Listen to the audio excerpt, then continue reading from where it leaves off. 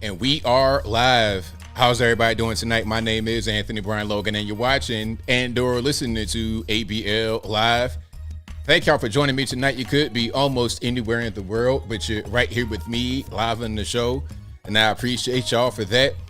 We got a whole lot going on all over the internet, all over mainstream media, social media, everywhere, and I don't know where to start. First of all, Ben Shapiro versus Candace Owens.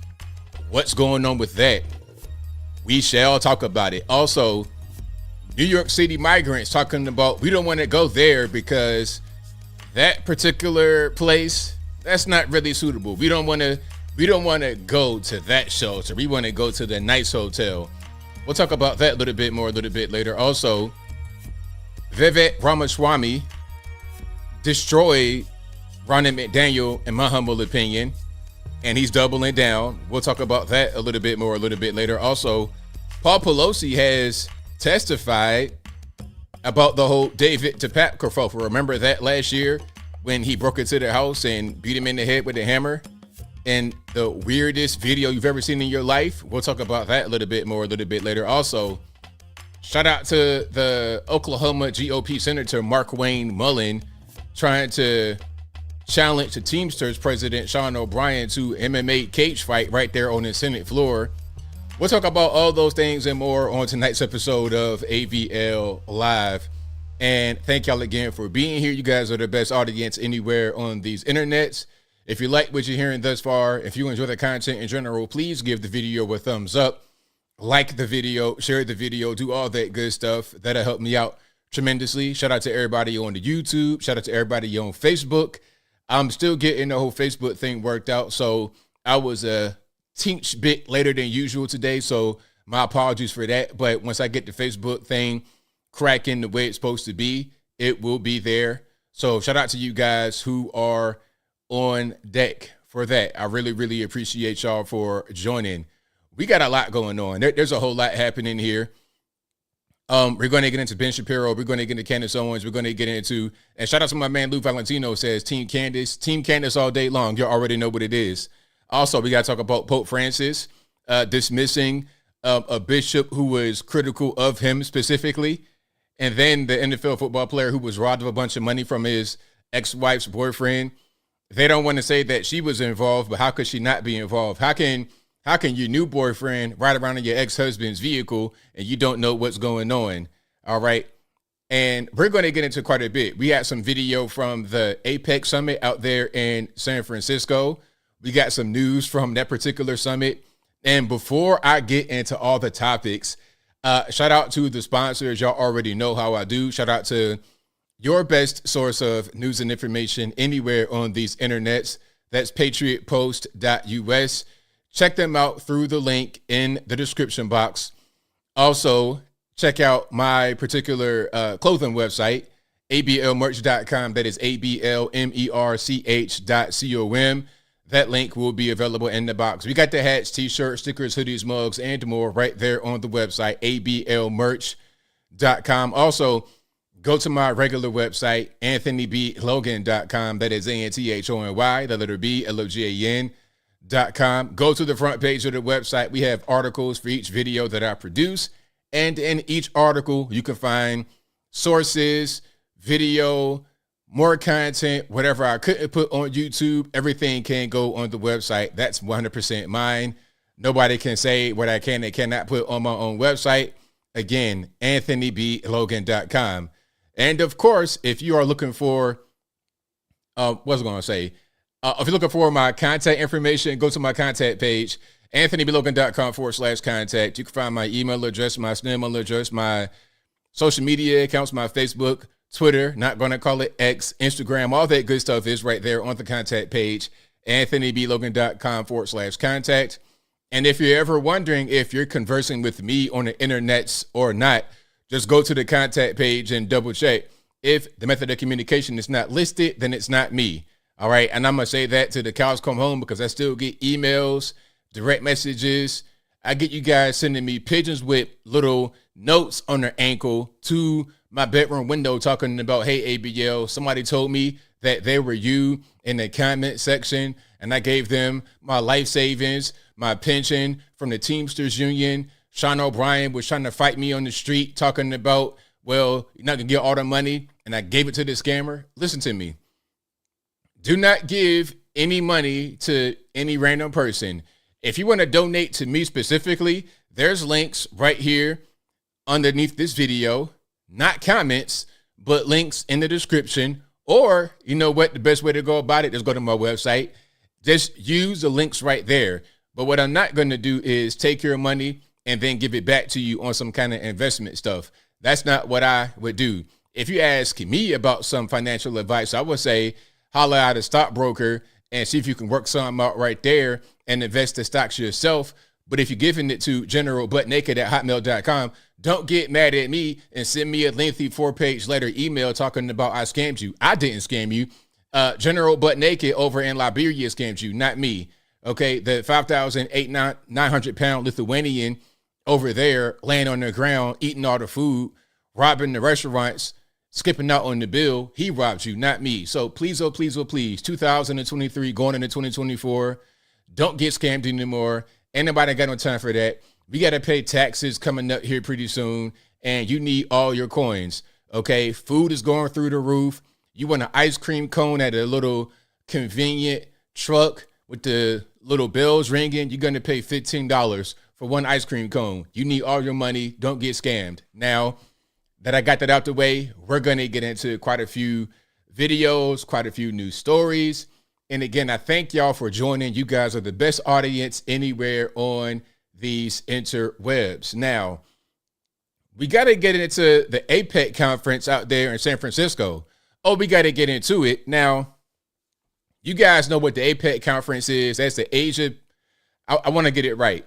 I think it's the Asia Pacific Economic Cooperation Summit out there in San Francisco. You're going to have 20 heads of state in San Fran all throughout the week. A lot of executives and whatnot from the Asia Pacific region. And of course, the big boss of all the big bosses, maybe even the big boss of us at a certain point, Xi Jinping was in the building. So of course, when you have Xi Jinping in the building, you got to put your best foot forward. You can't just be doing stuff regular. You can't do stuff regular. You got to put your best foot forward, right? Now, I have quite a few videos on my show, but I think I'm going to lead with one here. Y'all give me a second. I'm going to load it up. And if you like what you're hearing so far, please give the video a thumbs up. Like the video, share the video, do all that good stuff. That'll help me out tremendously. And I got some update videos for y'all as well. I got some funny updates. Some of these topics I'm going to do as videos tomorrow. So I'm giving you a quick preview. All right. So let's check this out. All right. Y'all give me a second. Give me some sound. And then here we go. Now, this is not Beijing, Shanghai, Hong Kong, Macau, nothing like that. This is San Francisco, US of A. All right. Now, matter of fact, let's do it this way. Hold on. I want to do a scene where I can have them side by side, but I'll fix that later. Let me just pull it up big right here. And RP headphone users, because I know I'm dead too. All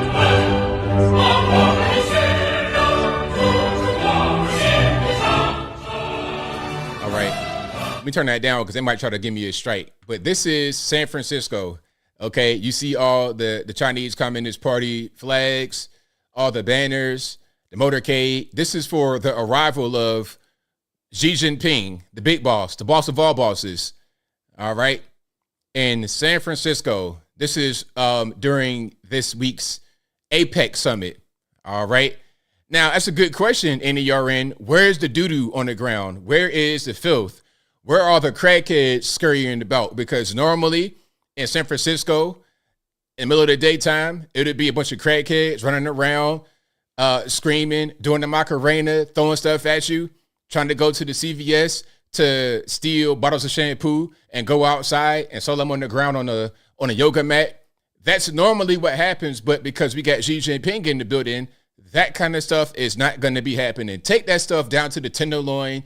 You stay over there and smoke your crack in this 2-block zone and don't leave. And if you do leave, you're going to cross the gun line. It's going to be a problem.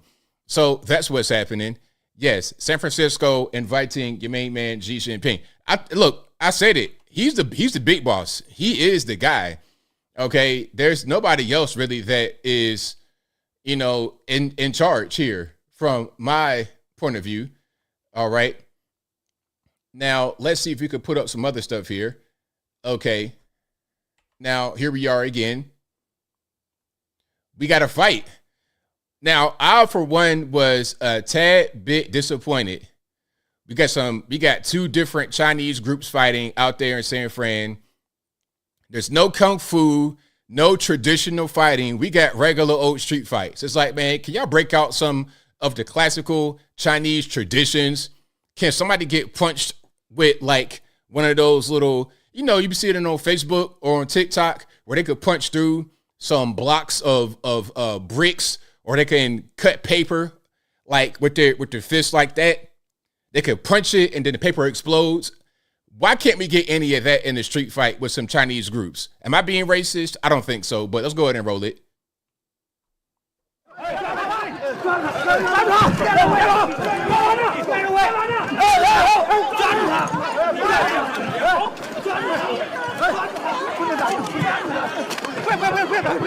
That was a strong left. Shout out to my man right here. Strong left. And again, this is at the APEC conference or APEC summit right there in San Fran. Different Chinese groups are protesting and a fight broke out.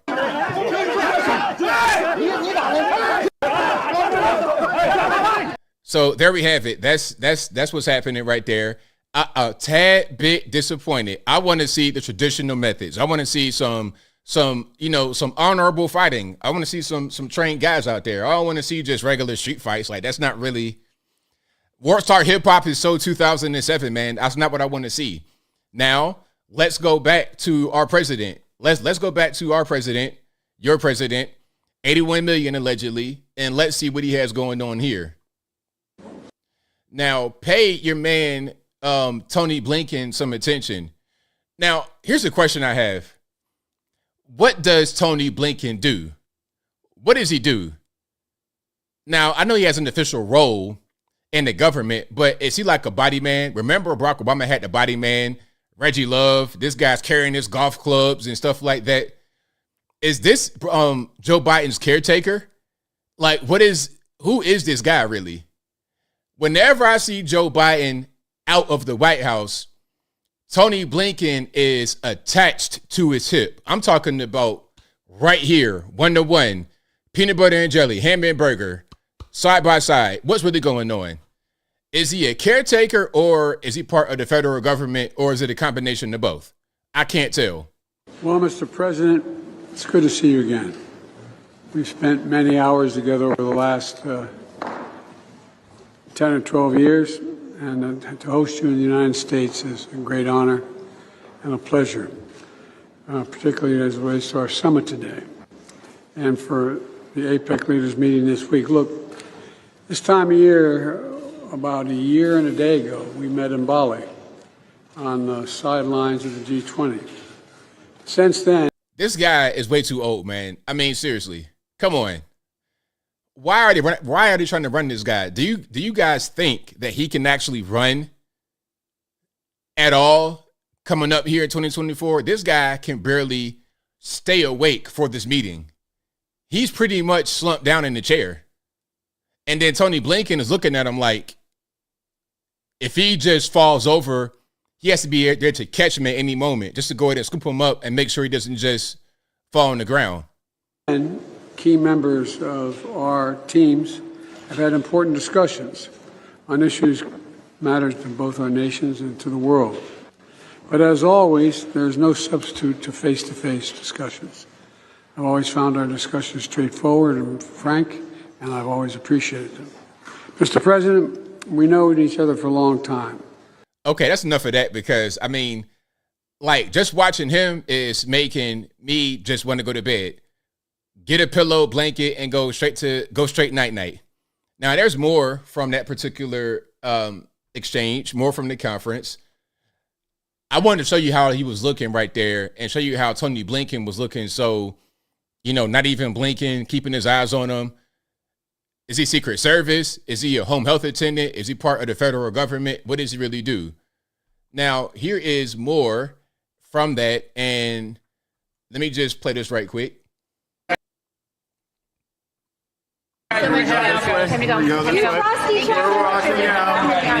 So I think what happened is that the reporters, I think G might have made a statement, and then the reporters are screaming at his staff are screaming at reporters to get out. You know how they do. Anytime they don't want to answer questions, they wrap it up, talk over, and then you see Joe Biden.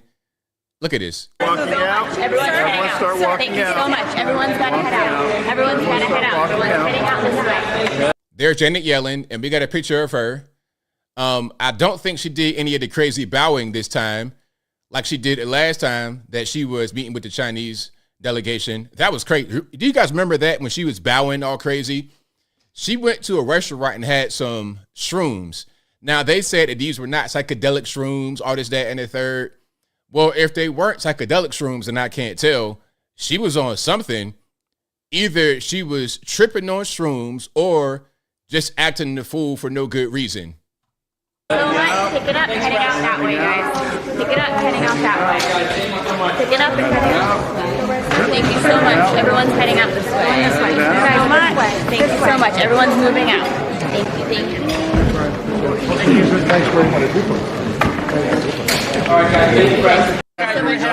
So there you have it. That's what's going on at the end. You got all the Joe Biden staff rushing the reporters out of the room, as they always do, because they know that he can't talk at all. So trying to make him answer questions and things of that nature is just something that they don't really want to do. They're not really interested in doing that type of thing. Okay. Now, here is something else that I probably do a news report on, perhaps. This is really interesting right here. Check it out. Let me see if I can just load it up. Now, a Czech news crew in San Francisco that was going to cover APEC or out there reporting on APEC got robbed at gunpoint right there, broad daylight, if I'm not mistaken. They got robbed. And this is not even uncommon for news crews to get robbed. I saw a video of a news crew get robbed on camera. Like, they were literally doing their story, broad daylight, and they got robbed on camera. Matter of fact, let me see if I can find that right quick. Okay. Let me see. Check. I think I searched it before that a Czech news crew got robbed, but then another video came up. Oh, it was more. I covered one just about a few weeks ago in San Fran, but it was one some years ago. Here we go. Now you're hearing screaming and everything else. Give me a second. I'm gonna load it up. This is also in San Francisco from 2015. So this has been an ongoing thing. Obviously, they don't really care about getting in trouble. If you rob a news crew on camera, broad daylight, look at this. Watch this. You see the scene here? This is broad daylight on camera. The lady has on her news outfit, this green blazer, and the news reporter microphone right in front of her face, and then they get robbed. The white man says news crews have money and expensive equipment, a target. Yes, but good grief. I mean, if you're trying to, I don't know, remain anonymous, maybe you don't do a thing that's right on camera, being broadcast live to the audience at home, you might as well take a mask off and give them a wave like, hey, it's me. Okay, OG Tony Loke. I robbed this news lady. Come catch me. Ha ha. You might as well say that. But watch this. Again, this is 2015, but same city, San Francisco. Hold on, wait. Sorry, there's an incident out here. There's an incident. There's an incident, all right. Okay. Now, is the camera getting taken, or they're just trying to put the camera away? They're trying to get into the van. I think they're trying to get into the. Oh, nah, there you go, right there. Look, my man, didn't I just say it? It's like, hey guys, look, this is OG Tony Loke gangster from Nutty Block Crip in San Francisco. I robbed these fools. Come get me. My man is looking in the camera, a news camera. And these are not like, it's not like a cell phone. These are not small devices. Okay, I can't even really find something that's as big as what the camera is. But it's like, You're looking in a bunch of different things. This big block that's on that she was staring in, and you got your eyes right there in the camera. I mean,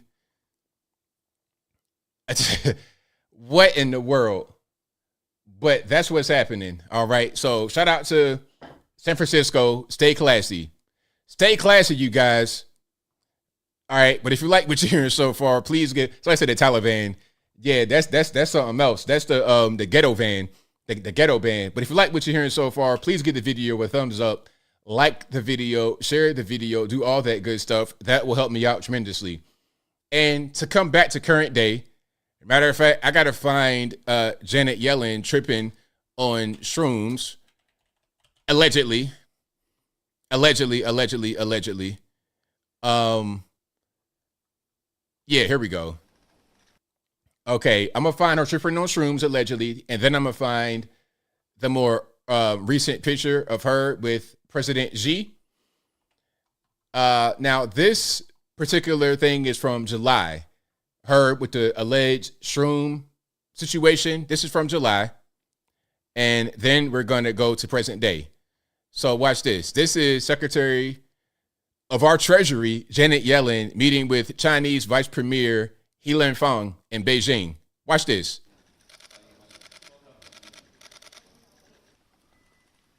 And you could tell, let's go back. You could tell the body language here. He's like, what are you doing? Like, what is going on here? Are you okay? What is really happening? Let me go back and play it one more time. You could tell him right there trying to pull away. You can see that little motion right there. Watch close. Trying to pull away. It's like you're doing way too much bowing. You look a complete fool. You look a hot, crazy mess. Now, here we are, present day, 2023. This is Janet Yellen speaking to President Xi. And who do we see right there? Who do we see right next to President Xi? Okay, let's just pause for a minute.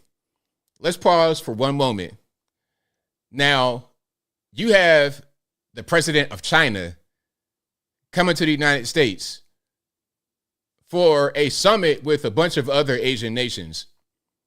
Xi Jinping, in reality, if you want to be all the way real, is a president of Asia. Aside from maybe India, maybe Narendra Modi has India, but aside from India, Xi Jinping is the big dog. So who do we have on the tarmac? Apparently greeting them, we got Janet Yellen, and then right beside him is Gavin Newsom. Who else? Not Joe Biden, not anybody from the administration, Gavin Newsom. Now I understand Gavin Newsom is the governor of California. I get it. That's great. Cool. But the imagery, you can see it right there. What they want to do is have Gavin Newsom become the president instead of Joe Biden. If the Democrats had their way, if they could just wave a magic wand, snap their fingers, and make something be, they will replace Biden with Gavin Newsom. They want to Justin Trudeau-ize us. Trudeau, a younger, kind of handsome guy. The women love him. The liberals love him. They want the same thing for Gavin Newsom. Everybody loves California. Well, not everybody. I'll put it to you this way. People love the idea of California, the old school Hollywood, land of dreams. They have that idea in their mind from back in the day, from movies and stuff like this, right? And they love him, a tall, handsome guy. Look, I said it before. Presidents, they want tall. They want him to look good, be in shape. This is the reality of the world. Put him in there. That's why they sent him to China before, and he was meeting with Xi Jinping. Now, here's a conference. He's right there on the tarmac to meet him. Got his wife right there, if I'm not mistaken. First, president and first lady. That's what they want. Rather than this decrepit old man who could barely stay awake during the meeting, who's got to have a caretaker be right there called Tony Blinken to watch like a hawk, make sure he doesn't fall over. Have you ever seen that? Have you ever seen the president with a guy that's like this close to him in case he falls over? Have you ever seen that before? They don't want to deal with that anymore. They want to replace him. That's the truth. All right. Now, I know you guys are not as shallow as what I'm talking about, voting for someone based on how handsome they are or whatever. I think you guys want someone who's competent, someone who's not going to be like Weekend at Bernie's, who's not going to be a corpse out there just traipsing around, not knowing what's going on. You guys don't want a puppet. You guys want a common sense person that's going to push forward your values. You're not really worried about all the other stuff. But a lot of normies out there, a lot of your mouth breathers in the world, they care about that. Oh, they care about that. They really do. They absolutely do. All right. But if you like what you're hearing so far, please give the video a thumbs up, like the video, share the video, do all that good stuff. That'll help me out tremendously. Yeah, tall, handsome white guy, man, please. That's like the apple of the eye in this world. That's the truth. And I'm not trying to be racist or a victim or anything like that. It's just the reality of the situation. And it ain't really nothing else to it. Okay, that's just, it is what it is. I don't really particularly care too much about that, but it's important when you're talking about the president and who that may or may not be. All right. Now, we got a lot to cover. There's so much going on. We got to get into Ben Shapiro, Candace Owens, Paul Pelosi, and everything else. But you know what I want to do right now? I want to give you guys an update. Remember, I covered the Atlanta area council. What's she? A counselor? A commissioner, pardon me. She's an Atlanta area commissioner. Felicia Franklin. Remember her? Lady who got drunk, the auntie who was in the bar drinking a little bit too much and got drunk, passed out, talking about they put something in my drink. Remember her? Well, I have an update for you. I have an update.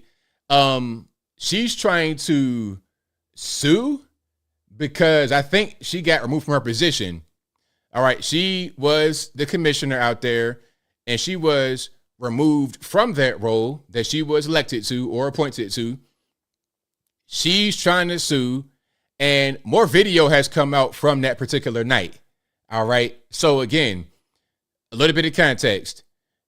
This elected official in the Atlanta area, Fulton County, Felicia Franklin, she goes to a sports bar and gets way too drunk, goes outside, passes out, and then gets put in the amber lamps, as the cool kids say. She gets put in the amber lamps and she acts an entire fool. Nah, dude, Raul, it wasn't the 4 dozen oysters lady, but it might as well have been. It was not her. But let's go ahead and just roll some of this right here. All right.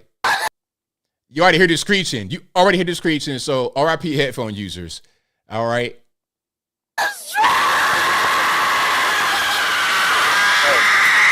You need to stop. Get him out my face. I don't give a Get him out my face. You better. Now, what you're seeing right there, you see that wet spot? You kind of know what that is. I don't need to get too graphic. All right. But you know what happens if somebody drinks too much and they got too many liquids in them and they passed out, you know what can happen. All right. So I'm going to just leave that there and keep on moving. Thank you, Chris. It was Clayton County. Thank you, Chris. Pardon me. I said Fulton is Clayton County.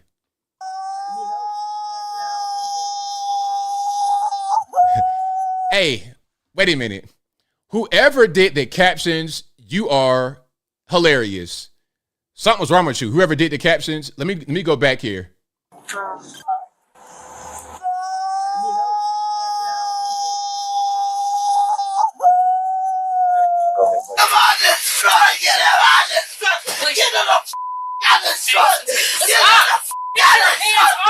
Now, you heard the cussing and fussing and carrying on. Remember, her story was she got drugged. Now, getting drugged, like they're trying to knock you unconscious and do something to you, does not make you do all that. This is a violent, crazy drunk.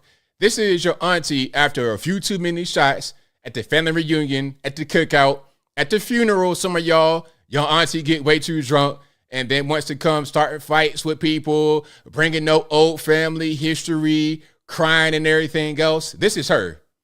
And again, this is an elected official and she's trying to sue because she got removed from her position after this whole kerfuffle played out. Let's keep on going here, shall we?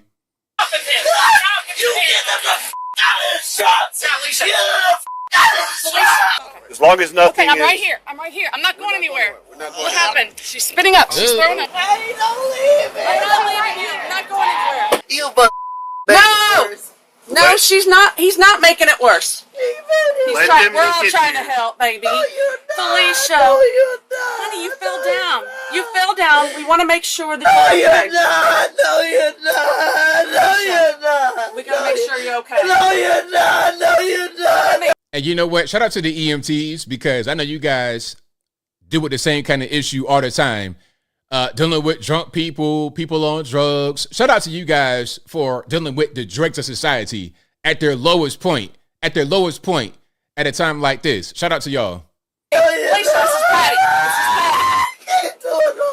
After a bit more screaming, the wind seems to go out of Felicia's sails, at least for now. Perhaps exhaustion is catching up to her, even on the verge of sleep, however. I mean, I'm sorry to laugh, but you know what? Okay, I'll put it to you this way.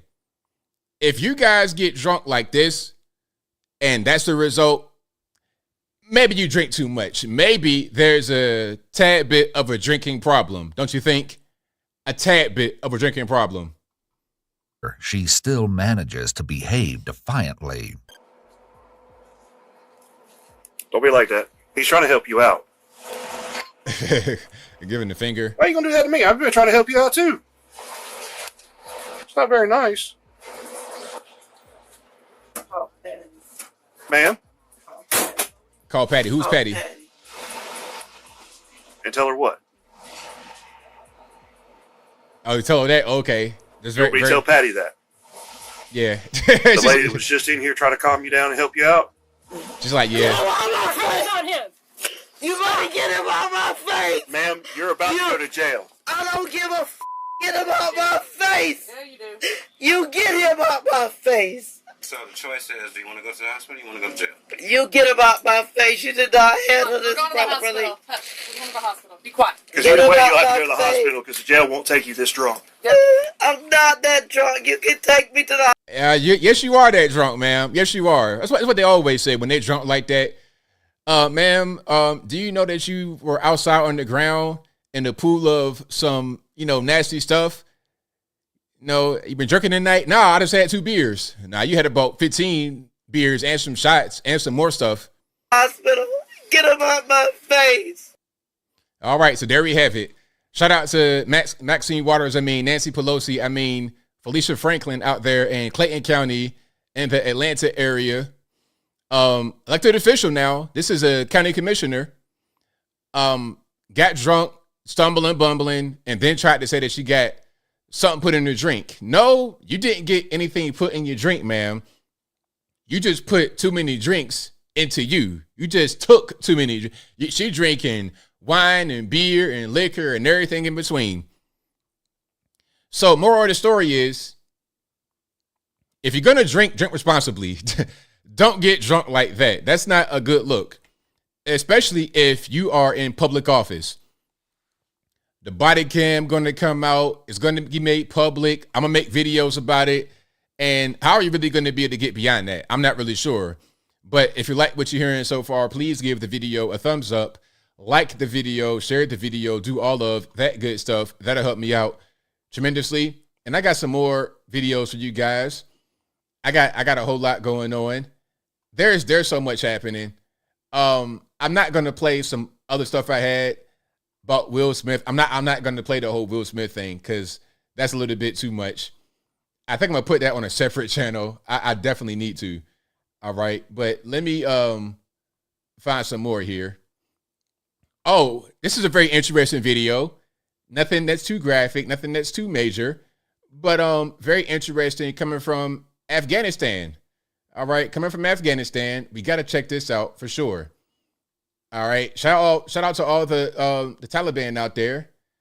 All right, let's watch it. Now, I've never in my life seen this.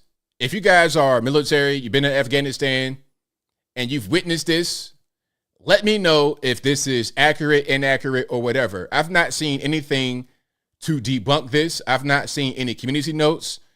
Let's check it out. What about Will Smith? I don't know if I want to talk about it. That may be a little bit too hot for TV. But maybe I will a little bit later. Let's check this out right here. Well, now what you have, This is the Taliban allegedly on rollerblades out there in the streets in Afghanistan. Rollerblades. Do not try this at home.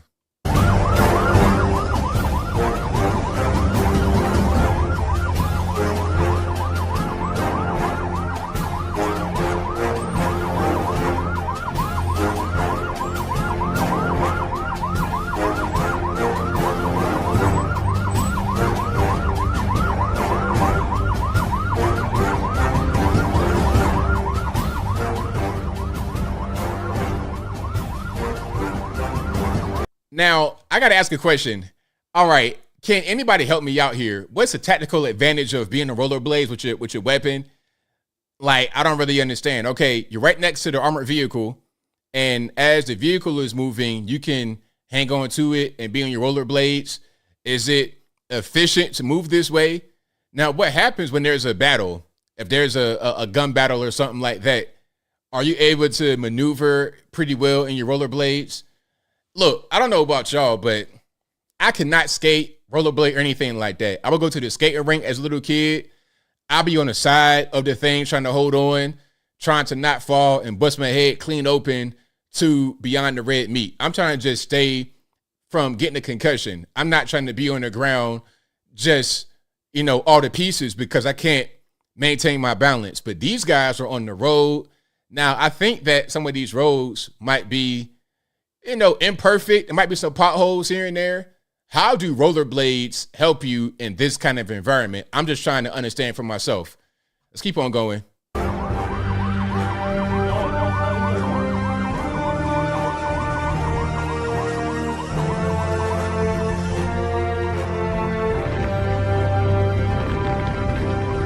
So we got a bunch more guys on the back of the vehicle on rollerblades, some guys sitting in the vehicle, on the back of the vehicle.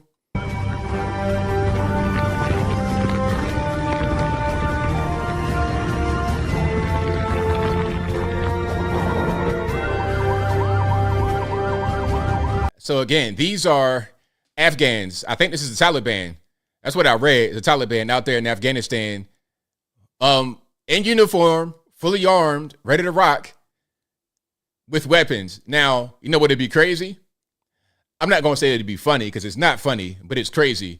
Would it be crazy is if these rollerblades and the weapons and the uniforms and the vehicles belong to the US of A before we abandoned them when we pulled out of Afghanistan, Joe Biden. I'm not saying we should be in Afghanistan forever, but good grief, can we at least pack our stuff up? Like, if I move out of my house, I ain't just going to leave all my stuff. I'm going to get a U-Haul and pack my stuff in the U-Haul and take it with me. And, okay, you could have all my furniture, all my possessions. I'm leaving my cars and everything. What's the rush? Why not take some of this stuff with us rather than just giving it to them? I don't understand.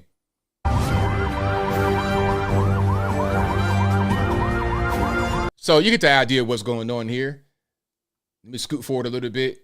Or if it ain't going to play like the way it's supposed to. But you get the idea of what's happening out there in Afghan. You got the roller derby, rollerblade guys in the Taliban doing their thing. And like I said, I bet you, somebody said it right there, all left by Brandon. I bet you that's what happened. Your man, 81 million over there, probably left it for them to have. Now, there's so much more I want to get into. So much more.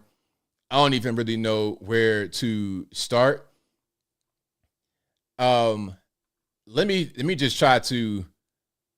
Oh, okay. Now there's one video that I didn't show that I kind of need to. I kind of got to show it before this next one. Now, we've heard about what happened with the fight challenge, right? Mark Wayne Mullen, the Oklahoma senator, U.S. senator, he challenged the Teamsters president, Sean O'Brien, to a cage fight. Now, not only do I have that video, I have a follow-up from Mark Wayne Mullen. I didn't have the follow-up in the video that I did earlier this week about that. But I have another video that kind of adds a different, not necessarily context, but it adds a little bit more to it. Okay, I'm going to play the other video I'm referring to first. Then I'm going to play the fight challenge and some more. And shout out to everybody on Facebook. Shout out to you, Tiffany. Thank you for being there. I really, really appreciate you. All right. Now let's play this one right here before I get too lost in the weeds. Explain. Now, Tim Burchett, a GOP House rep, accuses Kevin McCarthy of shoving him. You know, you might walk past somebody and give him the little elbow, give him the shoulder or something like that. He's saying that's what happened to him. He was giving an interview to somebody, it might have been NPR or something like that. The NPR lady said that she saw it, and then Tim Burchett says that it happened to him. So we're going to play this one, then we're going to get to the other almost fight, and then we're going to get to some context behind the fight. Let's go ahead and check it out right here. And this caption says, Tim Burchett accuses Kevin McCarthy of shoving him and hitting him with a clean shot to the kidneys. All right, so we got, listen, you know what I say? Before I play this video, look, if it's like that, and we got House reps wanting to fight each other, you got guys in the Senate trying to fight union bosses, let's just set up some Logan Paul type situation, yeah? Set up boxing matches. And let's not have it be like WWE. Let's have it be real. If you want to settle a dispute with somebody, if you want to just go to the ring and have it be fair and square, let's do it. Mixed martial arts, straight boxing, 2 or 3 rounds, do charity or something, because obviously these guys want to fight. These guys are trying to get into some action. So let's go ahead and roll this. Explain to us what happened with you and Kevin McCarthy. Well, I was doing an interview with Claudia from NPR, a lovely lady, and she was asking me a question, and at that time I got elbowed in the back, and it kind of caught me off guard because it was a clean shot to the kidneys, and I turned back, and there was Kevin, and I for a minute I was kind of, what the heck just happened? And then I chased after him. Of course, he's as I've stated many times, he's a bully with $17 million in a security detail. You know, he's the type of guy that when you're a kid would throw a rock over the fence and run home and hide behind his mama's skirt. And he just, you know, he from behind, that kind of stuff. That's not the way we handle things in East Tennessee. If we have a problem with somebody, I'm going to look them in the eye and talk to them. Okay, so he walked down the hallway, hit you with his elbow. Yeah, you can go on Claudia's Twitter account. It pretty much, or X account. It's very accurate. Okay, so then just explain. So you chased him? What do you mean you chased him? I just ran after him. I was like, what the heck? Why'd you do that? Because it was, like I said, if you've ever been hit in the kidneys, it's a little different. You don't have to hit very hard to cause a little bit of pain, a lot of pain. And so he just, of course, as he always does, he just denies it or blames somebody else or something, and it was just a little heated, but I just backed off because I saw no reason. I wasn't gaining anything from it. And then everybody saw it, so it didn't really matter. But he responded to you? Yeah, he just acted like, what are you talking about? Who are you? That kind of thing. And it's just, I think that's symptomatic of the problems that he's had in his short tenure as speaker. And were you face to face when you had this interaction? Yeah, but there's security detail, and I get it. They were doing their job, so it wasn't exactly like he wouldn't turn around and face me. He kept scurrying, trying to keep people between me and him. Now, do you guys think that Tim Burchett is telling the truth? You think he's lying? You think that it's just a way for him to try and throw Kevin McCarthy under the bus some more? Because remember, he got ousted, and they got to find a reason to do it. So do you guys believe what he's saying? Do you not believe what he's saying? What's your take on what your main man, Tim Burchett, has been talking about? Okay, and there's no video of Kevin McCarthy doing this. He was doing an interview. I think it was just like a recorded interview. Like she was going to ask him some questions and then write an article for NPR. And then the interviewer is asking him questions, probably writing stuff down and recording it with her phone or something. And then here comes McCarthy with the forearm shiver. I think that's what happened. Now, if I can find some video of that, I'll throw it on the screen. But what we're going to do after this is show you the video of The Mark Wayne Mullen. All right. Yeah, we gotta show that video right there. All right. Now let me see if I have anything. All right. Yeah, I don't have any video actually of that. Oh, matter of fact, hold on. I have a response from McCarthy, but I don't have video of him actually allegedly doing that. All right. Let me go ahead and check it out. A reporter was interviewing Burchett or something. I guess our shoulders hit because Burchett runs up to me after. I didn't know what he was talking about. Okay, hold on. So here's McCarthy, and he's saying that the Burchett was doing an interview, and he says, I guess our shoulders touched. McCarthy, for real, our shoulders touched? Is that what you're going to roll with? All right. So I guess your shoulder touched his kidneys with a little bit of force. That's probably what happened. I know what happened here. A reporter was interviewing Burchett or something. I guess our shoulders hit because Burchett runs up to me after. I didn't know what he was talking about. Some reporters asked me. I did not run and hit the guy. I did not kidney punch him. I did not shoot anything like that. You didn't shove him. No. We're walking through. You were at HC5, right? You guys line up along the way there. It was Bruce Wester and I walking out. He must have been interviewing someone. I didn't know it was him or something. I guess our elbows hit as I walked by. I didn't punch anybody. Did he run after you? No. Yeah. Well, I guess it happened because when I was walking back further, I don't say somebody was interviewing me or talking to me, and he comes running up like, "Why did you hit me or something like that?" I said, "I don't know what you're talking about." Okay, so you're saying he didn't do it. I don't know what happened, but maybe our shoulders touched. That's kind of what's going on. Okie dokie, McCarthy. Now, who do you guys believe, Tim Burchett or Kevin McCarthy? Who do you guys believe? Y'all let me know. All right, now that we have that, we got some House reps getting into a little bit of a scuffle, a little bit of a kerfuffle. Now we have our senator, well, not our senator, our U.S. senator from the great state of Oklahoma, Mark Wayne Mullen. Any guy with two first names as a first name is going to be kind of a hard battle. Now, I know I got three first names, but it's separated. Anthony Brian Logan. It ain't Anthony Brian as one first name. That's a little bit much. My name is a little bit kind of confusing. If I say my name is Logan, my last name, they'd be like, that's your first name, middle name, what's going on? But Mark Wayne as one name, your first name, like what you got, two dads, like what's going on? But I digress. Like he's self-made. Sir, hold on, let me put it on the screen. Like he's self-made. Sir, I wish he was in the truck with me when I was building my plumbing company. Myself and my wife was running the office because I sure remember working pretty hard and long hours. Pretends like he's self-made. What a clown. Fraud. So, okay, a little bit of context. There's been some back and forth between the senator here, Mark Wayne Mullen from Oklahoma, and the Teamsters president, Sean O'Brien. So what he's doing right here is reading off a list of tweets. Now, I'm going to tell you this before we even get into it.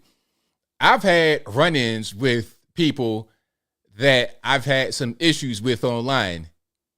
All right. And it was always positive because I'm going to address it right away, man to man.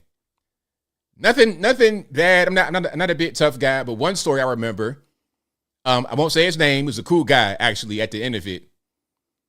We had a particular event we both attended, and then I saw him. Like, I kind of knew he was going to be there before I got there. And I saw him like, hey, man, what's going on? Everything good? Like, I'm approaching him in a way to where I am acknowledging him, and I'm trying to be cordial. At the same time, I'm not trying to just hide. Because some guys, what happened is they'll try to avoid you, try to go the other way. No, I'm going to just be right here and show you my presence, and I'm going to speak to you in a very kind and cordial way. And then after I did that, it was no more problems. He was trying to be a little bit tough, a little teeny bit, but I kind of dismissed it.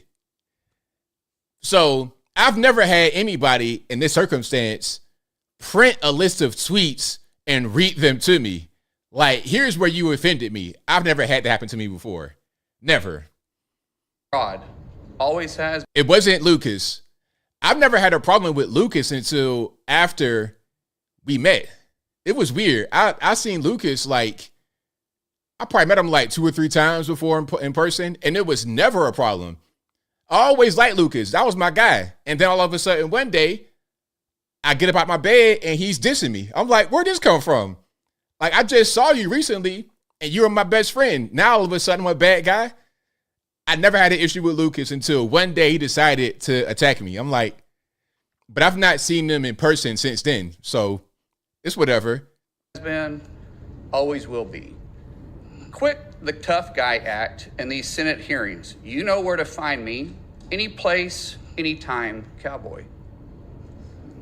Sir, this is a time, this is a place. If you want to run your mouth, we can be two consenting adults. We can finish it here. Okay, that's fine. Perfect. You want to do it now? I'd love to do it right now. Well, stand your butt up then. You stand your butt up. Oh, hold on. Big guy. Oh, stop it. Is that your solution, everybody? No, sit down.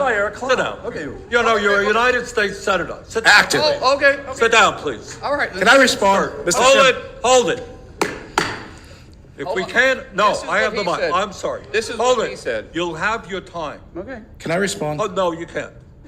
This is a hearing. All right. So there you have it. There is Markwayne Mullin challenging the Teamsters president, Sean O'Brien, to a fight. And I think he had challenged him before to a cage match or something. Now, one thing about Markwayne, I noticed the cauliflower ear. Now, you guys had to correct me. Like, it doesn't come from strikes. I always assume it came from strikes. But what it comes from is if you're getting your carotid restrained, you guys who know about MMA, all that kind of good stuff, y'all let me know. Okay, I'm a tech guy. I'm not into all the intricacies of how your ear gets like that. But what I do know, when you have the cauliflower ear, and to explain it a little bit more, if you see a guy from the side profile, you see his ear. Normally, a regular ear, you have an opening that's like a regular opening. If the opening looks kind of closed or the ears kind of like looking like cauliflower, you could tell that person fights. Probably MMA, something like that. They wrestle, fighting, that kind of thing. So if a guy is kind of in shape and got cauliflower ears, you got it, man. I ain't even trying to, you know what? My fault. I'm sorry for all my tweets. I'm sorry for all my tweets, man. I don't want no smoke. I'm not trying to be on the ground trying to wrestle with you and you put me in some kind of crazy maneuver, some kind of Brazilian jiu-jitsu. Ain't nobody got time for that, man. Okay, I ain't nobody got time for that. So I think what Markwayne was trying to do was to bring the Teamsters president into his world over the tweets. Now, I can't say I'm a big fan of that. Over some tweets, really be going to fight over that? That's not really my cup of tea. But obviously, Markwayne would win. But let's get some context here. Now, here's what he says. All right. And his nose is bent too. That's right, in the RN. So check it out. Markwayne Mullin says, okay, here, I'm reading it right here. It says, Markwayne Mullin, who went viral this week after challenging Teamsters head Sean O'Brien into a fight during a hearing, said he's felt bullied during his life and was in a reactionary mode during the outburst. This, I'm not really surprised. Okay, you're getting bullied a lot as a kid, beat up a lot as a kid. It's like Mike Tyson. You're getting beat up, bullied, and you say, you know what? I won't get beat up or bullied anymore. Now I'm a train. I'm going to learn to fight. And now nobody can touch me. Now I'm invincible. Now I'm untouchable. And some guys kind of let it get to their head and then they try to fight all the time. So that's a little bit of backstory behind why Markwayne was in that mode. Okay. Because you've never, I mean, you may see some dust ups on the Senate floor or on the House floor, but I've never really seen a senator do something like that. Try to fight a union president, a union boss, like a civilian. Not really a civilian, but a civilian. All right. Yeah, that's right. Markwayne Mullin. Like I say, you got a guy with some cauliflower ears, a crooked nose, in shape, with two first names as a first name. You got it, man. Don't even worry about it. You got it, man. Look, I'm not trying to get into no gun battle. I ain't trying to get locked up. I ain't trying to get my arm bent into a crazy position, get my elbow broken. You got it, man. Don't even worry about it. But if you like what you're hearing so far, please give the video a thumbs up, like the video, share the video, do all that good stuff. That'll help me out tremendously. Okay, I want to get to Candace Owens. Now, I know like a lot of you guys are going to be a little bit offended, a little bit triggered at the whole Candace Owens thing. But let's talk about what's going on here. Candace Owens has responded. I didn't even cover this yet. I'm going to do a video on this tomorrow.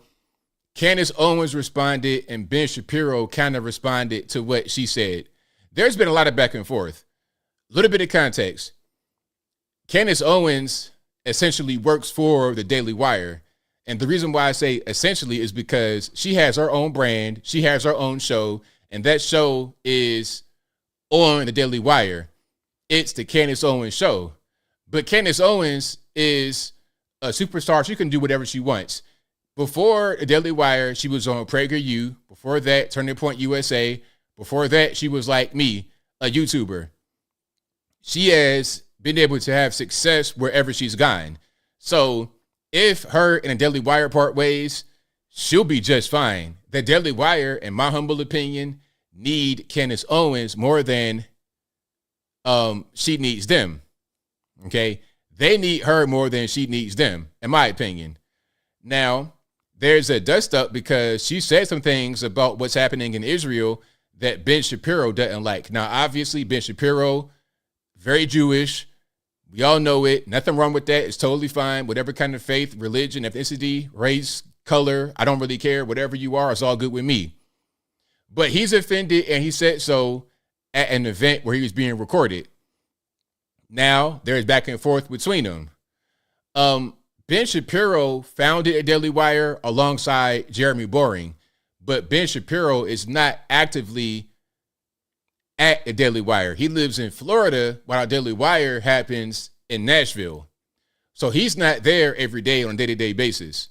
He's over in Florida doing his thing, okay?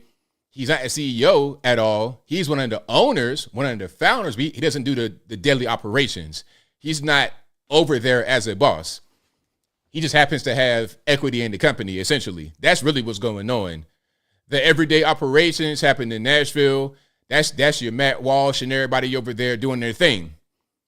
Doesn't really include Ben Shapiro that much, but Ben's upset and he had a few words and Candace responded. Now we're going to play what Ben Shapiro said right quick. Then we're going to play the response. Now the response from Candace came in a couple ways. She put out a tweet, which further triggered Ben Shapiro. And then she went on Tucker Carlson's show on X. And by the way, Tucker Carlson is great, amazing. Leaving Fox was probably the best thing for him. I hope his show's doing well financially as far as sponsors and everything else because he deserves it. He deserves it. And I hope that he's able to also go on other platforms. I don't know how it is with X, if there's a financial deal with him and Elon Musk, but hopefully he's doing well because he brings a lot of good content to these internets. Now, let's check it out here. I'm going to put this on the screen, and then we're going to play some more. And you know, the funny thing is that Matt Walsh also said some things similar to what Candace said, but there's been no kickback against Matt Walsh. I wonder why. Now, let's go show. Okay. Give me a second. There we go. And I want to try to find the Matt Walsh clips too, because those are pretty important. Okay. You got the Matt Walsh ones as well, or at least one from Matt Walsh. We're going to run that. Then we're going to run the reaction, the newer reaction from Candace Owens. Yes, the question was about Candace Owens. I think her behavior during this has been disgraceful. Without a doubt. I can't close that. Yeah, I mean, she still works for my company. I think she's been absolutely disgraceful. I think that her faux sophistication on these particular issues has been ridiculous. It's not faux sophistication, it's ridiculous. Everybody can see the moves that she's making and the things that she's saying, and I find them disreputable. So basically he's saying that what she's saying is reprehensible. He doesn't like what she's saying, all this and that. Basically throwing her under the bus. Now that's really bad because, hey, this is someone who works for your company. I guess that's your employee essentially. And you're throwing her under the bus. Obviously you don't want her to be there anymore. Now we know that Ben Shapiro cannot fire Candace, probably for two reasons. Number one, there's a contract in place, obviously, and if he fires her, they're going to lose big money. The money that Crowder wanted to get, the $100 million, I bet Candace gets that or close to it. Okay, if she doesn't get 100 M's, I'm sure it's in the M's. If they fire Candace Owens, they would lose millions of dollars. If they fire Candace Owens, the PR nightmare would be ridiculous. She fired a black woman because she said something you didn't like. You guys are racist, all type of stuff. I'm not saying that'd be true, but that'd be the PR that comes as a result of firing Candace Owens. So he doesn't want to do it. All right. Matter of fact, hold on. Let me show you guys what she posted after that video came out and then his response. And the response was kind of crazy, if you ask me. It was a tad bit crazy, but let's check it out. All right. So hold on. Give me a second so I can get it posted up right.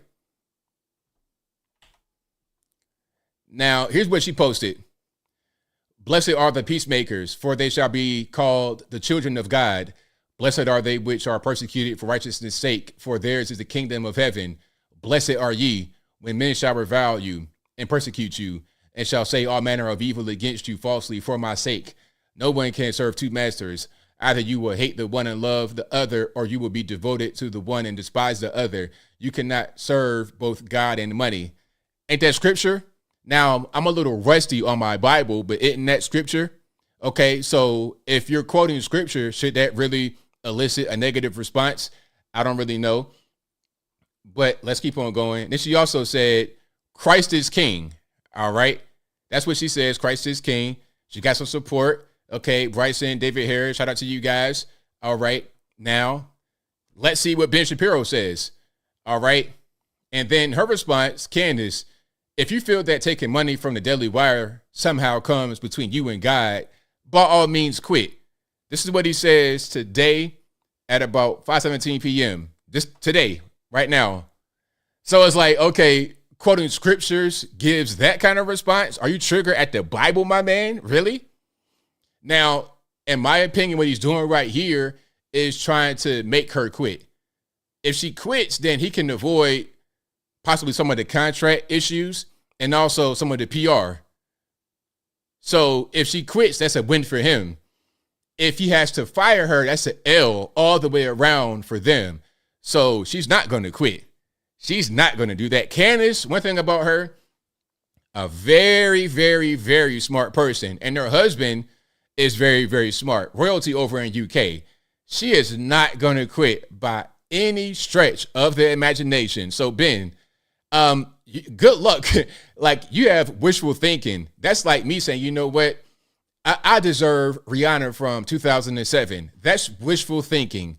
You know what? I want to get $1 million just for being me because I'm so handsome. It's like, all right, man, like, come back to reality, please. Now, let's see what she says here. She says, you have been acting unprofessional and emotionally unhinged for weeks now. And we have all had to sit back and allow it, and have all tried to exercise exceeding understanding for your raw emotion. But you cross a certain line when you come for scripture and read yourself into it. I will not tolerate it. Okay, so we got some big trouble in Little China. We got big trouble in Little China. Now let's go ahead and play what Candace said in response on Tucker Carlson's show. Y'all give me a second. I'm going to load it up right quick. And if you like what you're hearing so far, please give the video a thumbs up, like the video, share the video, do all that good stuff. That'll help me out tremendously. I won't play the entire thing because it's kind of long. But it's available on Tucker Carlson's Twitter page. Oh, and before I play that, let's play something from Matt Walsh. Let's see what he said. This is not how people talk about their own countries. This is a uniquely modern American phenomenon. It's like a sickness, a mental sickness, where some of our leaders or would-be leaders profess greater admiration and love for and pride in foreign countries than their own. It's just a crazy thing to say. Again, this is not how people talk. Is that also anti-Semitic, Ben Shapiro? Is that also racist, Ben Shapiro? Are you going to attack Matt Walsh, Ben Shapiro? Are you going to go to a fundraiser, some closed-door event in Florida, not Nashville, Tennessee, not anywhere close to the Daily Wire, and throw Matt Walsh under the bus? Huh? Are we going to do that? Or is it just Candace? You know what I think? I think what's happening here is that there's been some issues. Before the whole Israel October 7th kerfuffle, before that, it was the Kanye thing. Because remember, Kanye had the whole red media. He was showing on his phone, talking about the Jays did it. And then Candace and Kanye are good friends. And she didn't throw him under the bus. Oh, they didn't like that too much. Strike one. Now here comes strike two, talking about maybe we shouldn't drone strike little kids in Palestine. Maybe there should be some responsible military action from the IDF. Maybe there should be some responsible action. Okay, we got terrorists, we got military action, but we got little kids getting caught in the crossfire. It's not really a good thing. All of a sudden now, I'm the worst thing in the world. I'm the scum of the earth. Like, what's happening? I think what's happening here is a thing that already existed. A beef that already existed, and you're using the whole October 7th thing to try and cancel her finally. Now, let's go ahead and roll this here from Tucker's show. The internet was dominated yesterday by video of Ben Shapiro, who you work with at the Daily Wire, I think it's fair to say, attacking you. Here's the video. I just want to get your reaction to it. Yes. I haven't seen it. But to call somebody, quote, absolutely disgraceful, particularly a coworker, seems like a pretty big step. What? And I really don't know the background here. What is that about? You know, there isn't much of a background. I saw the video when everybody else saw it when I woke up. No one warned you about it. Nobody warned me about it. It looks like maybe he didn't know he was being recorded. It looks like it was some sort of a private event. I got no clarity on the issue that he was particularly speaking on. And in what was said, I can't respond to it beyond what he's saying because it's just ad hominem attacks. I don't know. Yeah, because it's not, we disagree or, I don't think she's correct or maybe she doesn't know what she's talking about. It's absolutely disgraceful. Yeah, exactly. And so I can't respond to it on a level of intellect because there's nothing that he has expressed in that, at least in that short clip, that he fundamentally disagrees with in terms of what I said. But I will say that I'm not going to respond with the same ad hominem attacks. Yes. I don't think it helps further discussion. And if that was me that was caught on a video saying that about colleagues that I work with, I would be embarrassed. So I think that the video speaks more to Ben's character than it speaks to mine. Has he texted you to apologize or explain or anything? No, nothing. I haven't heard a single word. It just was sort of something that he said. And you know what? Ben and I have many disagreements, so I don't think that that's particularly something that's interesting. We disagreed on the COVID vaccine. We disagree on Ukraine and Russia. He has taken virtually every stance that has been the opposite of mine on every issue over the last 5 years. So I don't think that that's particularly remarkable. Vaccine. Really, I didn't remember that. Yeah, he was pro the COVID vaccine. I was anti the vaccine. We were all idiots for not getting the vaccine. So that's totally fine. I am totally open to people having a difference in opinion. Right. I would hope that amongst colleagues that it would always be civil disagreement, and I would never in a private event stand on a table and talk badly about Ben. It's a little weird. So he was on the left on those three biggest issues of our time, is what you're saying? He has converted his opinions. He's accepted responsibility. He said, I was wrong about the vaccine. Oh, good. He is, obviously pro pharma. His mom's a doctor. And I say to people, I'm very aware of my perspectives on big pharma, and I talk about it on my show openly. And I think that that's a tremendous credit to the Daily Wire that they allow a difference of opinions. But I would, as I said, hope that it would remain respectful and that you wouldn't throw your colleagues under a bus, so to speak. I think that's fair. And just for clarity, because I really don't know, is he your boss? I think. Great question. And by the way, that's a fantastic table. The wood table, probably like what do you call it, like a live edge. Amazing table. And Candace is, I think, 40 weeks pregnant. She's very, very, very pregnant right now. It's probably be child number 3, if I'm not mistaken. You guys, if I'm wrong, correct me in the comments. I think there's a lot of misunderstanding about Ben's involvement. He's not the CEO of the Daily Wire. He is not making the day-to-day decisions of the Daily Wire. And I do want to make it very clear because people are like, how could you possibly save Daily Wire after this? I have a very good relationship with the co-CEOs of the Daily Wire. Especially right now, the acting CEO is Caleb Robinson. He's a wonderful person. He's worked very hard to be where he's at. We have a lot in common that we connect on. And so people don't get to see that, which is unfortunate. Ben lives in Florida. He's not a part of the day-to-day movement of the Daily Wire. The rest of the hosts have their shows situated in Nashville. So we see each other every day. We talk. There's great camaraderie. Yes. And there's actually more agreement. There's actually a lot of people that are, as I describe myself, just pro-America first. And I think I've been that way consistently throughout my political career. Whether people agree with it or not in different moments is up for debate. But I don't want that video to become a reflection of how the Daily Wire works and the Daily Wire operates, because I have had a very good experience with the CEOs and, love Michael Knowles, love Matt Walsh, Andrew Klavan. We all get along really great. Well, it certainly speaks well of the Daily Wire then. So it's not, So the table right there, a lot of you guys talking about the table. That's an amazing table, obviously. Shout out to the table. And you see Candace right there, very, very pregnant, 40 weeks. This is a pretty good interview. You can see the entire thing on Twitter, on Tucker's page. There's quite a few topics discussed. Nikki Haley is a big topic that gets discussed. We're going to get into her in a little bit, but she's talking about Nikki Haley, and she was saying how Nikki Haley is running for president, not to try and become president, but to try and get notoriety, some clout, some attention, so she's able to get contracts outside of this. It's all about just trying to get money, trying to build your name up. That's all it's about, really, at the end of the day.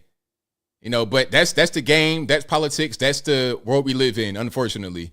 All right. But if you like what you're hearing so far, please give the video a thumbs up, like the video, share the video, do all that good stuff. That'll help me out tremendously. All righty.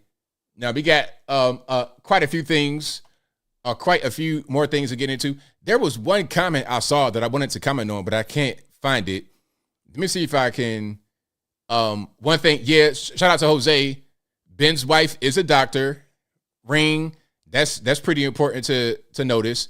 There was a comment. Now there's two comments. I'm seeing one as I scroll up. Somebody said that Ben Shapiro is becoming the modern day liberal. Maybe you're right about that. I think so. But a lot of guys in the conservative movement are becoming like that. That's kind of what it's becoming. What's your man's name?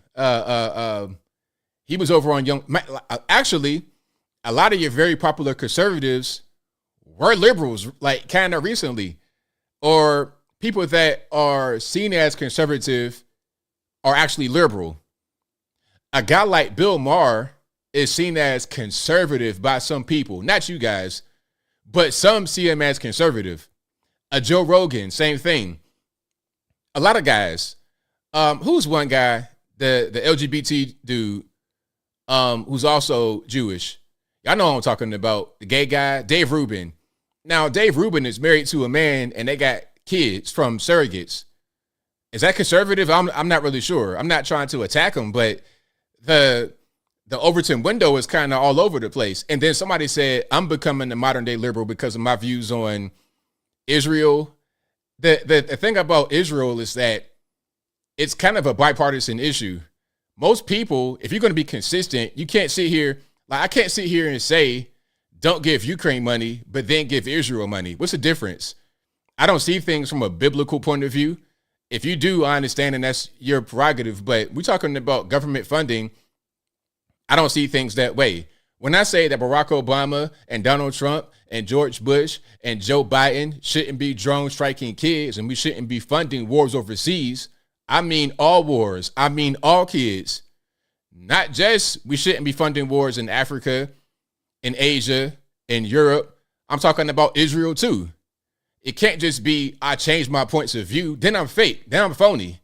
And my whole thing since I started YouTube 2015, and even before YouTube, when I was doing graphic design, me as a businessman doing business with people, and me as a YouTuber, commentator, whoever I am as a person, I've been consistent. I've been the same, okay, as far as my opinion is concerned. If I have a change in my opinion, it's not going to be just toward one issue. It's going to be in general. Like, let's say, here's an example. Let's say I'm against death penalty, right? and then all of a sudden I change it for one person, and then I go right back to that opinion after that one person's case is over with. Nah, either I'm going to change, and then that change applies to everything, or I'm going to say the same, and it applies to everything. Ain't going to be no exceptions. So one thing, when you watch ABL, you know you're going to get consistency. And that's part of what brings success. If I'm inconsistent and saying different things, it's like, well, wait a minute, ABL, you said this one day, and then that the other day. What's going on? You being fake. So I don't do that. And some people don't like that. That's why politicians are very popular. That's why they act the way they act, because people, not all, not you guys are brilliant, 5 million IQ, but your average normally walking around like when they get told things that they it makes them feel good. They may want to get told one thing about this case, and then about that case, they want to get told something else, although both cases are the same thing. Don't fund Ukraine. Great. America first. Don't fund Israel. Racist, anti-Semite. You hate America. You hate the Jews. To me, it doesn't make any sense. And I think a lot of people feel the same way, and that's left and right. You got leftists that look at it as like a white thing, white oppressors. And some of us on the right see it as a military intervention, financial, money, common sense kind of thing. So it's different reasons. All right. Yeah, but that's pretty much what it is. Who's considered right wing? You know what, Renee? At this point, I can't even tell. I can't tell. I guess being a right wing person is in the eye of the beholder. I thought we had a consensus on what that meant at one point, but now I'm not sure. You guys in the chat are brilliant. You guys know it, but to the general public, regular normies, it's whoever. It's whatever they think, really. That's just pretty much what it is. But if you like what you're hearing so far, please give the video a thumbs up. Like the video, share the video, do all that good stuff. That'll help me out tremendously. King Chris says, I've seen them attack you on X over the Israel-Palestine war. Of course. But, I don't let it stop me, because I'm gonna stay speaking my mind. One thing that I want to say to anybody that wants to be a content creator, or you want to be a public speaker, or you want to be a politician, well, not a politician. Let me just stop short from saying that. But if you want to be a guy like me or any of my friends that do content creation, you need to be consistent with whatever you say. Be consistent, put content out consistently. Don't go back and forth. Don't flip-flop. Be who you are. Have an identity. Be somebody, and stand on principles. Stand on your principles. Don't do things because you think someone's going to like you for it. Do things because you believe it. Do things because you feel it in your heart. That's why I can get on here for hours and just talk straight, because look, I never write any script down. I never write any topics to say. Like, I know kind of what's going on in the world, but I never sit here and say, okay, I'm going to say this, and then I'm going to say that, and then I'm going to say that. Every video you've ever seen of me, I've never written anything down for it. I study, I research, I understand what's happening, and I give my opinion and the facts of the case. I will only read an article to give you the facts. But beyond that, it's 100% just straight from my heart. Always. So if I can do that for hours on end and be fake, then I need to be in Hollywood. I need to be getting Denzel Washington checks. I need to be doing that. I need to be a Tyson Beckford stand-in, or whoever the black model is. I need to be the dark-skinned stand-in and get them Hollywood checks. But anyway, I digress. Let's keep on going. We got a lot more happening here. Now we have, speaking about leftists, this is a difference between guys on the left and guys on the right. Guys on the right are not going to do stuff like this. Check it out. This is in D.C. This is at the DNC headquarters. It says ceasefire advocates who are protesting and blocking the doors of the DNC building are being pulled off, thrown down, and arrested by law enforcement. And shout out to my main man, Modern Renaissance man in the building. I appreciate you guys for being here. Let's watch this right quick.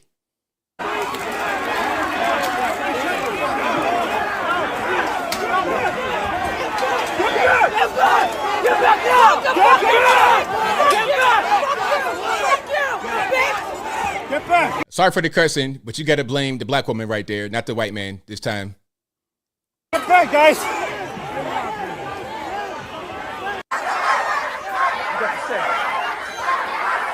Now, look, I ain't going to do all that. Like, that's not really my thing. I'm going to talk about some of the military actions and some things that are going on I don't like, but I ain't going to do all this. I mean, that's, that's a little nuts.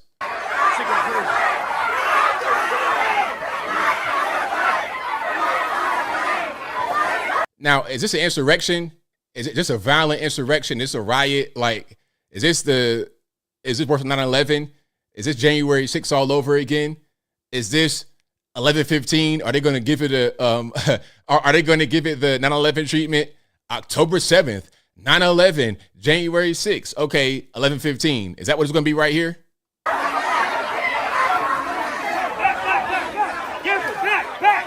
Oh, ABL, nobody died. People died on October 7th. Who died on January 6th? One person, a Trump supporter. They got deleted by police. I mean, if we're going to do it for one thing, let's do it for all things. There go their consistency again, but I digress. Oh,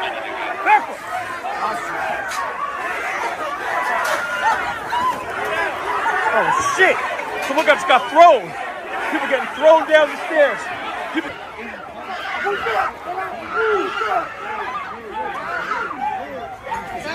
All right, so that's happening. That's happening like right now or within the past few moments. This video was posted about a half hour ago. All right, so shout out to DC. Again, that was at the DNC headquarters in Washington, DC. These are ceasefire protesters blocking the entrance to the actual building. All right, now let's keep on going. We got a lot more happening.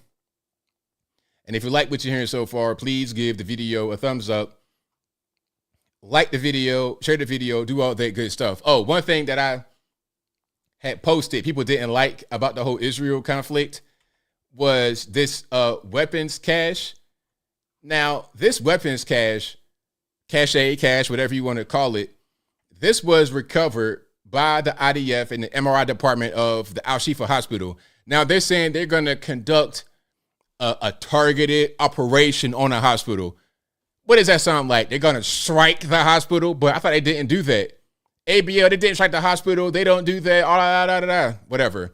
Now, here's what they found from the operation in the hospital. This is the big weapons cache, okay? Now, get ready. It's going to be a lot to take in. It's crazy over there. These guys have really high-powered weapons, a lot of money, a lot of resources. Check out this weapons cache. You ready? All right, let's throw it on the screen. There we go. That is the entire weapon cache. So this was found at the Al-Shifa Hospital. This is apparently what Hamas was hoarding up under the hospital. So we got to go ahead and strike the hospital because of 1, 2, 3, 4, 5, 6, 7, 8, 9, 10 rifles, one handgun, some WD-40 looks like, about 3 vests, a pair of boots, about 4 nades. Really? That is your cash? For real? Look, I know guys that have that in their closet. I know guys that have double, triple that in their closet. Now, me personally, I don't have anything because, boating accident, it was terrible. Kids were crying. It was fire. It was flames everywhere. It was fiery, but a mostly peaceful boating accident.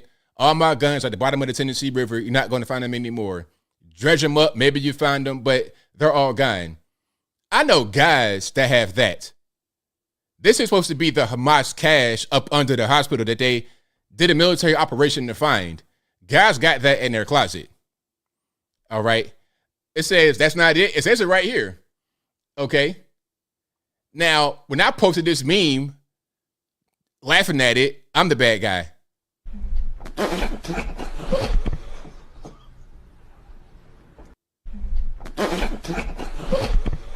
Now, why am I the bad guy for that? Anyway, I digress. Let's keep on going.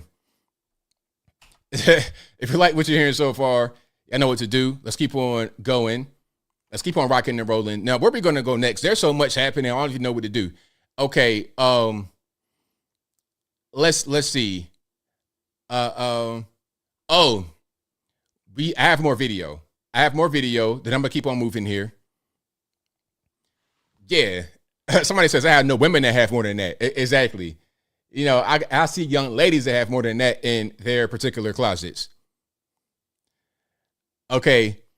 Somebody says I'm the bad guy because I speak while being ignorant. Well, what am I speaking about? What am I saying that's wrong? Tell me what I said that's wrong. I hate when people say that I'm ignorant, that I'm wrong, I don't know what I'm talking about, and then proceed to not say what it is that I got wrong. Give me the information. Give me what I got wrong and correct me. And I always say, hey, man, if I got something wrong, y'all let me know in the comments. Rather than, you're a doo-doo head. Okay, cool, I can be a doo-doo head, but give me the correct information. How about that? Is that so much to ask? Oh, now here's what I wanted to show you guys. Nikki Haley. Now, I covered how Nikki Haley was a hypocrite in my video today. A big time hypocrite because, okay, Nikki Haley wants to have you guys become name verified on social media to prevent trolling. Now, what this can do is remove the anonymity of social media users. I'm not a fan of that. Me, I'm a public person, a public figure, I guess you would say. I guess that's what they want to call me. So my name is my name. I'm out here. You can see me. I am who I am. But not everyone wants that same level of visibility. Not everybody wants that. So Nikki Haley is advocating for a thing that, in my opinion, is kind of like communist China. Now, there's 2 videos of her saying the same thing that I've been able to find, and I'm sure there's more. I have one that I'm going to load up, and then another one that I already got. So I'll give me a second. I'm going to go ahead and put it up. Nikki Haley, yeah, big time, how can you say, neocon is probably the best way to say it. Big time neocon, not really a fan of Nikki Haley. All right. And the funny part is that Nikki Haley is not even her name. Her name is Nimrata. Her middle name is Nikki, but that's not her first name. And on social media, there's no Nimrata anywhere. Nimrata Nikki Randhawa Haley, because she's from the Indian subcontinent. Her parents are Indian. She's a first-generation immigrant in South Carolina, raised there. Her name is Nimrata, not Nikki. So if you want to have this go on, you can be the first person. Matter of fact, look, when you're talking about Twitter, Facebook, Instagram, there's already ways to verify yourself through ID, at least on Twitter and Facebook. On Facebook and Instagram. I've already done that on Instagram and Facebook just for my own. Really, I did that more for you guys. I verified myself on all platforms where I have to send ID and things of this nature for you guys because I don't want you guys to get scammed because I was getting emails. Look, there was one time on Instagram, and I'm going to get to Nikki Haley in a minute.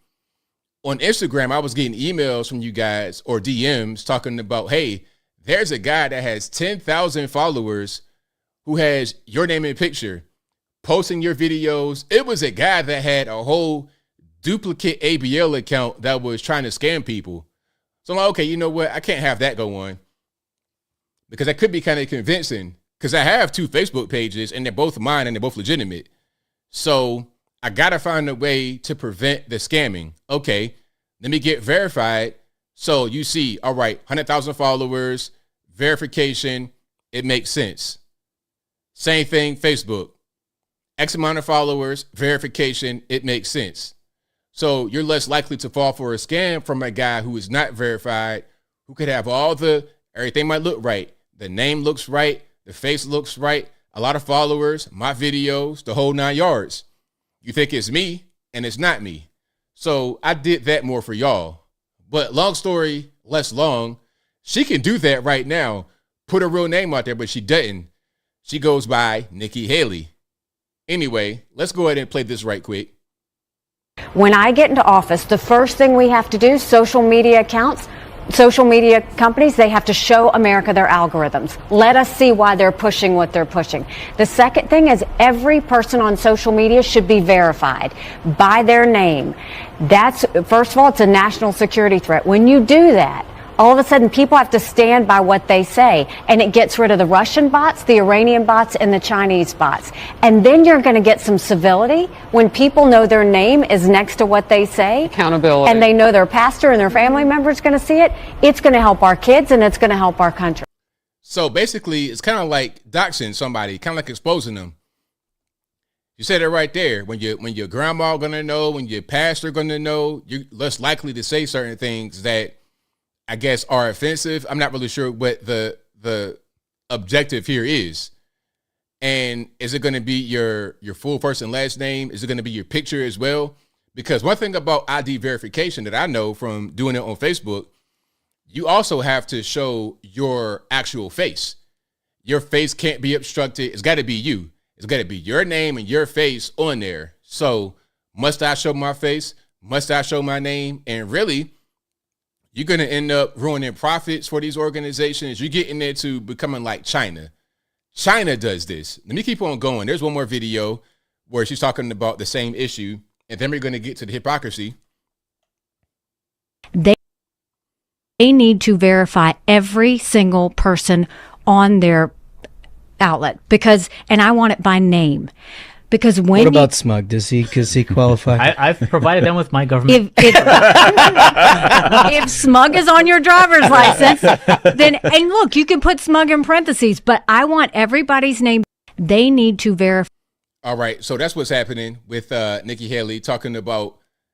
So on two different shows, somebody accused me of not showing the full thing, not giving proper context, but she said the same thing on two different occasions.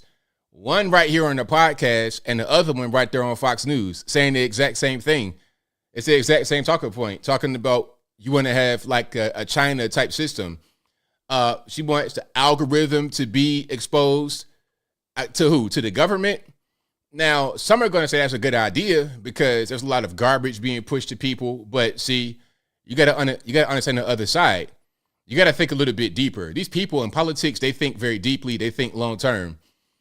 Just like people that say that you should federally outlaw abortion. That's a bad idea. It should be a state thing, even if a state says abortion to the point of birth, because you got to understand, if you give the federal government the power to totally outlaw abortion, they can also say, let's legalize all abortion across the board. You know, you could say that, like, one president will say no abortion. The other one says all abortion, no limits, because you're giving the government that power. It should be a state issue, you see? And it's similar to what's happening here. You want the algorithm to be open to what? The government, so they can put their 2 cents in it? That's what China does. China controls their companies. This is why TikTok is giving you so much garbage, because it's a Chinese-controlled company. China, and I said it before, China does not allow TikTok. And this is where Nikki Haley becomes like out of touch and ignorant. This is why Vivek, when he said that about her, about TikTok and things of this nature, he was right, because she's not really aware of what's happened. Or maybe she is, and she's being told to say certain things by her donors, by those who give her a bunch of money, these big contracts and whatnot she wants. But China has their footprints all over TikTok, and we as Westerners, as Americans, get fed garbage. China does not allow that garbage in their country, not officially.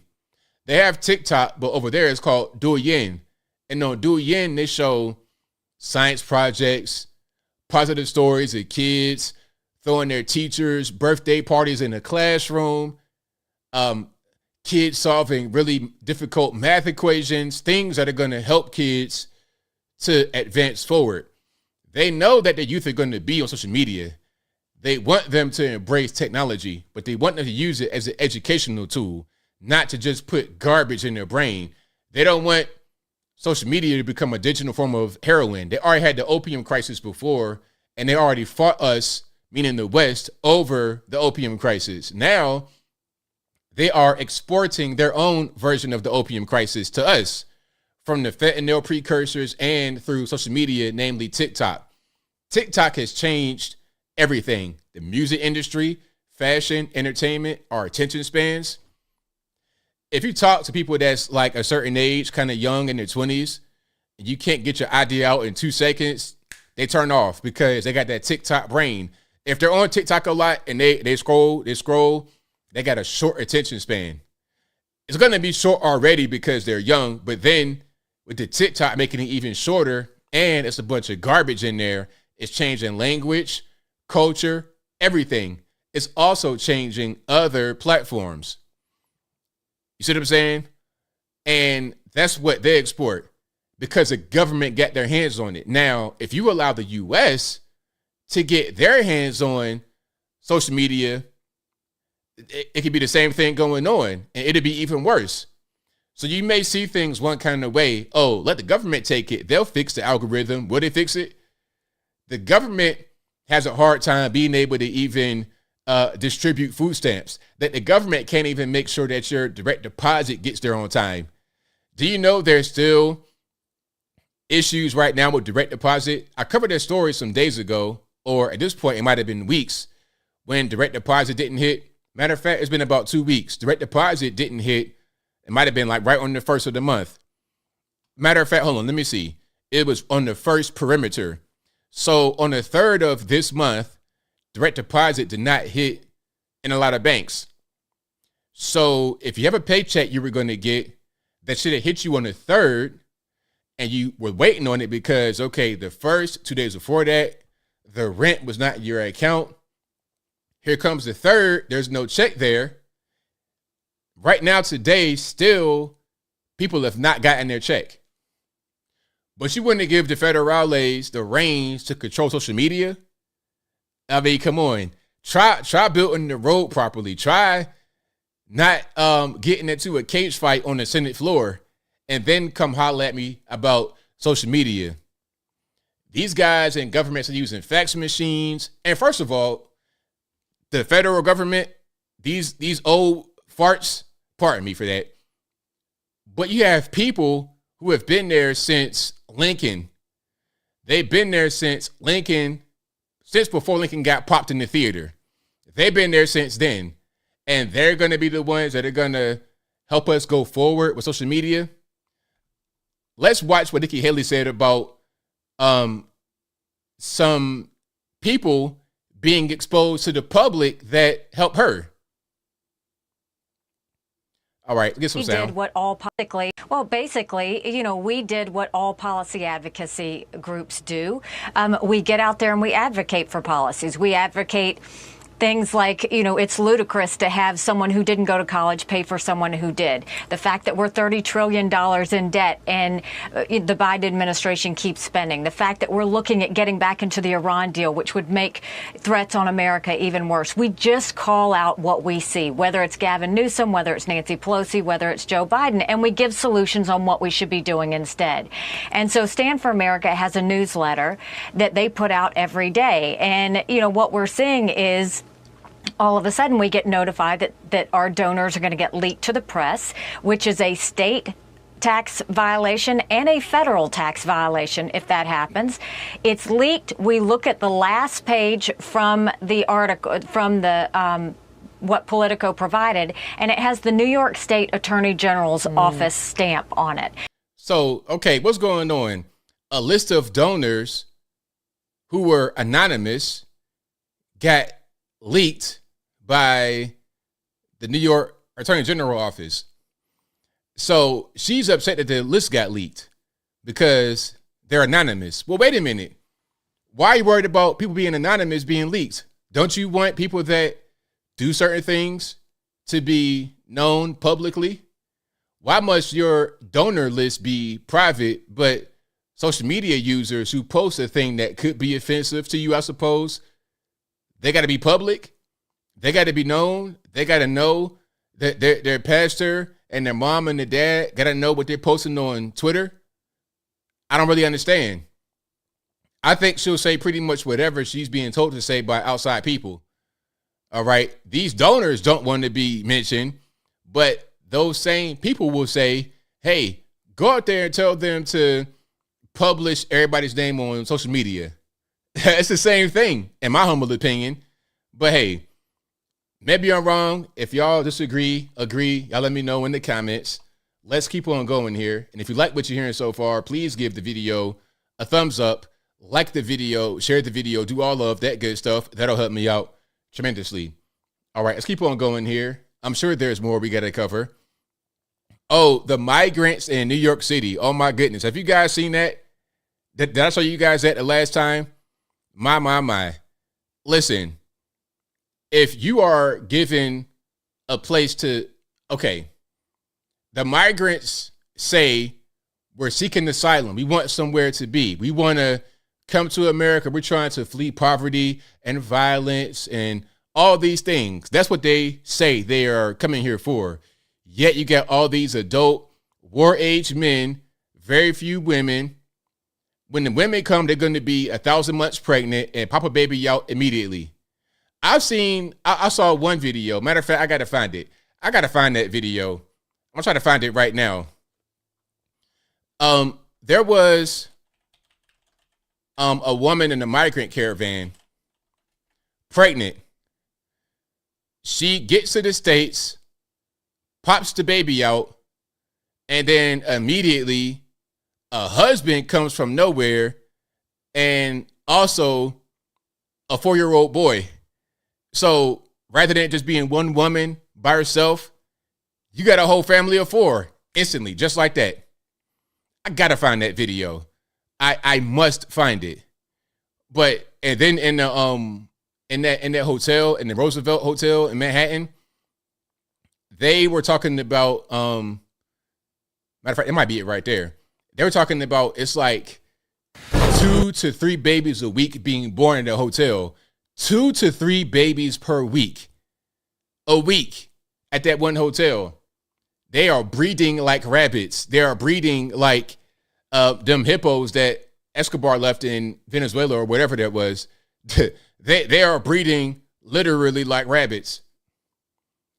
All right, let me see if I can find it. This could be it right there, but maybe it's not. Now, this is from years ago, but look at this right here. Just waves of people. And you know what's going on. What's happening is this is going to be the replacement for the lower class of America. The people that are going to work low-skilled jobs, working in hotels, farms, restaurants, any kind of lower pay, lower skilled job, they're going to do it. So Americans, if you've been here for generations and you've not been able to get beyond a lower class, you're pretty much toast. What's going to happen is this. They're going to get bused right to the inner city, and you are going to be sent out to BFE, middle of nowhere. It's already happening. Back in Virginia, I saw it happen. You know, because it was like that in Portsmouth, Virginia, where I grew up for a long time. They had these big housing projects all over the place. They tore them down, and they gave them vouchers to go to other parts of the city. And then at a certain point, some of those spots became too expensive. So they started to build affordable housing, quote unquote, further and further and further and further out, to the point where it would be a hood in the middle of nowhere. That's what's going to happen. They're going to put you out of the city, out of the economic center. If you want to subside on welfare, government benefits, the teats of the government, okay, totally fine. Guess what? You're going to go over there. You're going to go over there. Don't nobody got time for that. You want to shoot people, act a fool. You want to do that? You can do it over there. You can delete each other over there. Paco and Enrique and Maria, they're going to come take your jobs that are available to you. Because let's be clear, a lot of jobs exist in these cities where people just don't want to work. They want to do nothing, pop out babies, smoke crack, shoot people. They want to do stuff like that rather than work. Okay? So, all right, cool. You want to do that? Go over there. It's already happening. People talking about, I'm going to tell you something that's going on right now with the housing. They're saying that housing is very expensive, and it is very expensive. It is very expensive in the cities. You want to go to Atlanta, Georgia? Okay, you got 2 bands for rent. No? Oops. Well, you're going to go to Stone Mountain. You're going to go to Lithonia. You're going to go to Dallas, Georgia. You're going to go all the way to Alabama, basically. Go over there. Atlanta, the city, you need to be out here making money. You need to contribute to the economy. Contribute to the economy. All right. You're going to be working in the city. You're going to work downtown, Midtown, Buckhead, Doraville, all these places. You're going to work right there in the perimeter. And the people that are going to serve you, that are going to make your hotel bed, that are going to clean your bathrooms up, that are going to clean the streets up, that are going to build all the infrastructure, all that kind of stuff, they're going to come from Central America, Africa, some Europeans to come and manage. That is what's going to happen. You here in the hood can't get right, can't do right, go over there. Ain't nobody got time for that. Ain't gonna be no buses, ain't gonna be no MARTA, ain't gonna be no taxi, no subway to go to BFE to come get you to bring you back to the city. That's what's happening right now with the migrant crisis. And the migrants don't want to have that happen to them. They're like, oh, no. We're not going to Brooklyn in this field. We're going to go right back to Manhattan. That's what's going on. Now, let me find that right quick. I got to find that particular video. I was not able to find that one with the lady, but I will find it eventually. I tell you, this lady had the anchor baby pregnant. When the caravan got to the States, she literally hopped over the wall and dropped the baby. Boom, right there on the ground. The baby might as well have been born in the Rio Grande. I'm talking about right in the water. Plop. All of a sudden, here comes this man. Here comes Jose. Here comes El Hombre and their 4-year-old son. Where they come from? You got a whole family. I thought it was just you trying to escape poverty. Meanwhile, you got your whole family right here. Your whole nuclear family unit. That's going to be the future. But I'm getting triggered. I'm about to bust into flames. I'm so hot. So I digress. If you like what you're hearing so far, please give the video a thumbs up. Like the video, share the video, do all that good stuff. That will help me out tremendously. Okay, let's watch this right here. Let's check it out. This is the migrants who refuse to shelter in Brooklyn because it's too far. They called it what they say? They said it was a transit desert. I done heard food desert, now transit desert. Let's check it out. The opening of the new migrant shelter at Floyd Bennett Field in Brooklyn did not go as smoothly as some officials had hoped. Several migrant families that were bused to the facility refused to stay there. They got right back on the bus. Now, this is Floyd Bennett Field over in Brooklyn. This was an airfield, and it's owned by the federales, the federal government. And they are trying to make it be a migrant shelter. But some migrants, when they pulled up, they're like, oh, no, papi. No. We're going aquí. We're not staying here. Briella Tomasetti at Floyd Bennett Fields. What's going on? How is this possible? Yeah, it is possible, Rosanna and Dan. Clearly, the situation is not ideal here. It's a transit desert. It is far from everything. It's not close to where parents have to take their kids to school. The bathrooms, the showers are outside. A long list of concerns. I could go on and on. But 23 families with children were expected to arrive here yesterday. Not all of them obviously stayed. A spokesperson for the mayor's office telling the New York Post that while some migrants did reject the site, another busload of asylum seekers arrived at around 2:30 yesterday afternoon, and they did opt to stay. Less than an hour after the first batch of migrants arrived at Brooklyn's Floyd Bennett Field, families boarded the bus that took them there and went back to the Roosevelt Hotel Intake Center. City Council member Joanne Ariola, who represents neighborhoods in Queens, posted on the social media platform X that migrants refuse to stay for various reasons, such as location, conditions, and the proximity of the schools where their children are registered. I mean, imagine that. Now, first, let's just pause for a minute. I gave you the replacement theory. Now, is it a theory? Let's just read this right here. Their kids are going to school. They have jobs. One guy was like, look, I work in the Bronx. This is too far. My job is I need to have a better location to get to work. They're already telling you what's going on. You got guys in the Bronx trying to get a job. This guy is working, kids in school. They're already moving forward. This is what I'm talking about. If you don't want to move forward, you will be left behind. That's what's going on. They keep printing and spending money. It's about to be over with.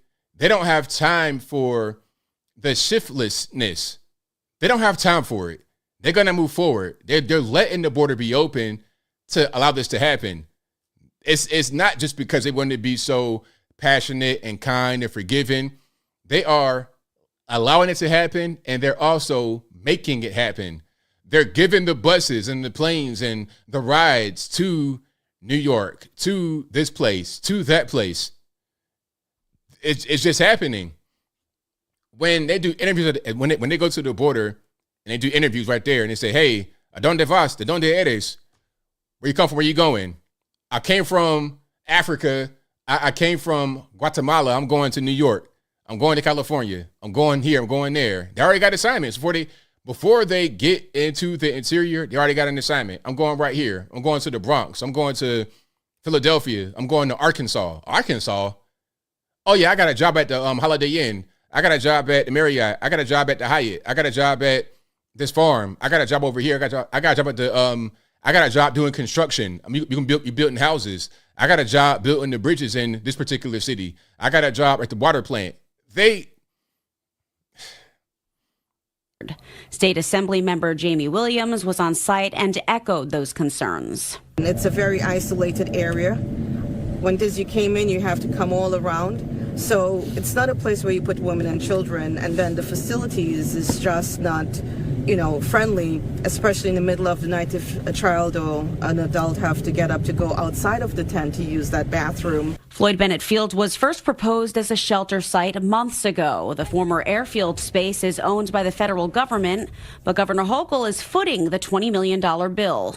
The makeshift shelter has enough room to house 2,000 people, but the proposal was immediately met with intense pushback due to its inconvenient location, lack of mass transit, susceptibility to flooding, and more. Fox 5 toured the site last month. There are 4 dormitories, a tent for registration and for people to connect with caseworkers. Another tent will be used as a cafeteria, but communal bathrooms and showers are set up outside. This is not, best conditions, but we're managing crises, and you cannot say any better that we need help. Meanwhile, Mayor Adams toured the site last night, doubling down on his calls for more federal assistance. So that's what's going on right now. The replacement is here. It's happening. And shout out to Jose. I speak a little bit of Spanish. I'm on Duolingo right now, learning. I took Spanish in 8th grade, actually. The school I went to offered high school language classes early. I went to a magnet school. It was kind of hood, though. That was a school I went to that had the flying roaches and everything. But we did take Spanish in the 8th grade. And when I went to my high school, it was a different city. Well, I went to 2 high schools. I went to a high school in the same city, but I was only there for like a month. And then when we moved, we went to a different city, and they would not accept my 8th grade Spanish because I wanted to go to 9th grade and do Spanish too, but it didn't allow it. So I took French for 9th, 10th, and 11th grade. So I took 1 year of Spanish, 3 years of French. So, parlez-vous français, tu hablo español. Well, not tu hablo. Yo hablo español, parlez-vous français, all that good stuff. I know a little bit of both. And now I'm on Duolingo to try and learn more, to try and sharpen up my French and Spanish. So when I go to certain countries in Africa, if I do that, and they francophone, I could speak their language. I go to Central America, I could speak their language. Or if I'm just here talking to some guys that, hablo español, I could speak to them a little bit more, or I could understand kind of what's going on. All right.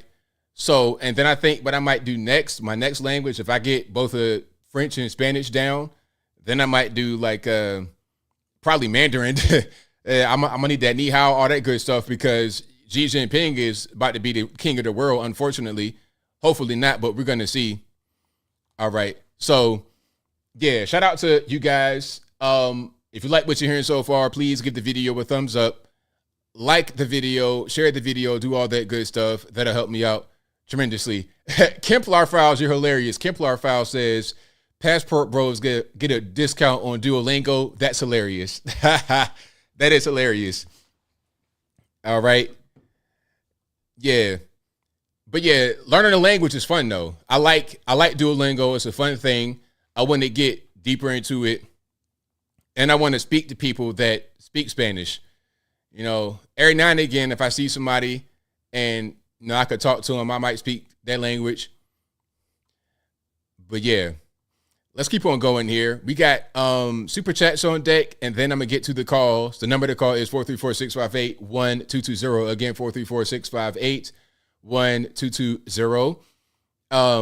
Shout out to Apu Bakr Al Puff Daddy, who says, "How's the ABL merch for Christmas shopping?" It's good, man. It's good all the time. It's good year round. And I got a few from Apu, so we're gonna go through these right here. And again, shout out to Apu Bakr Al Puff Daddy, who says, "Very sad that Nevada teen gang stomped to death." Yeah, I saw that. Very, very sad. I'm glad they got some of the kids that did that, or some of the guys. I'm not sure if they were teenagers. It don't really matter how old they were. They need to go up under the penitentiary for real. Big rocks, little rocks, don't come home anymore. All right. But yeah, very, very sad. Apu also says, very sad college girl shot to death by repeat offender. Absolutely.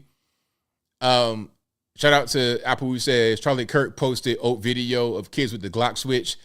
A lot of that happens on Twitter. People post really old videos. That's like very common on Twitter. What I say, Twitch. It's very common on Twitter for people to post really old videos like that. I see it all the time. I see it every day. Old videos for engagement purposes, for outrage engagement. Apu also says, Apex Summit, Winnie the Pooh versus Mr. Magoo. Let's go, Brandon.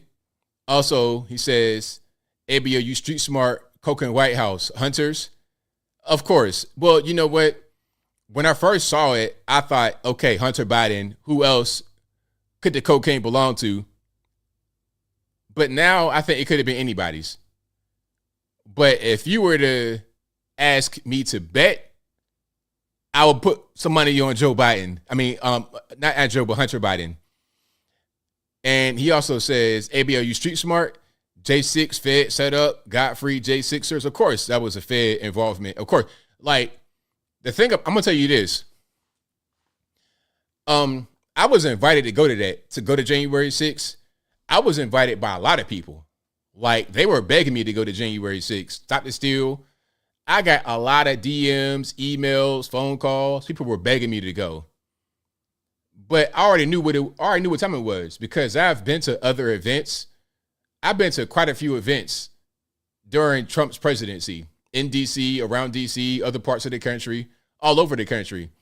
And one thing I noticed, just being a little bit street smart, is that when the event is kind of closed and it's like an invite only thing and it's real selective, you get a better crowd. When it's not quite like that and it's kind of just open to the general public, you're going to get some bad actors in there who have nefarious purposes. So I already knew something like this at a time like that during an election and different presidents coming in, and I knew that it was going to be a bunch of bad actors in there. I already knew it. Now, I didn't know to the extent of what would happen, but I already knew that it would be a thing I didn't want to be involved in. I already knew. So, yeah. But now, was that my video NKM with the switch? I think everybody had that switch video, so I'm not quite sure that it was mine NKM, but it could have been. I'm not quite sure that I had any commentary on what he posted. Apple says, ABL, you gonna check out the new Marvels movie? Looks bad. I am not gonna check out the Marvels movie. It looks really, really bad. I've not watched any Marvel movies since maybe the first Avengers. Now, I'm lying. I watched Black Panther, the first one. That was probably the last good Marvel movie, the first Black Panther, with my man Chadwick Boseman. The second one was good, but it wasn't the same as the first one. The second one was okay. I put it to you like that. It wasn't really. I could have done without it. Unfortunately, Chadwick Boseman died, and that ruined the movie. They tried to bring in Namor, all that, and then they had all the girl power. What they call it? The MCU, not Marvel Cinematic Universe, MCU, SHEU, because it's girl power this, girl power that, woke. Everybody gonna be person of color. It's just whack. It's just whack. The last good Marvel film was Black Panther, the first one. After that, dumpster fire. Black Panther 2, kind of whack. All the Avengers movies, I didn't really like that much.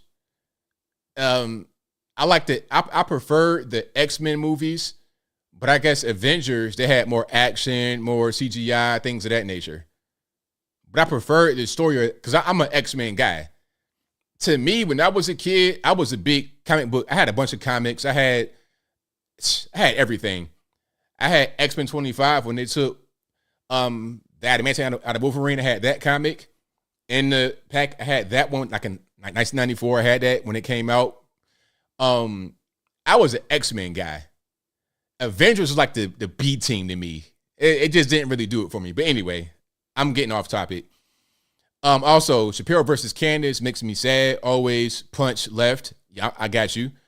Thank you to Trisha H for your donation. I appreciate you. Thank you to Blast Radius who says, remember Ben Shapiro is a hardcore neocon Zionist supporter of Israel.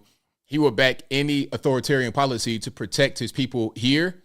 The right need to stop getting conned by the likes of him.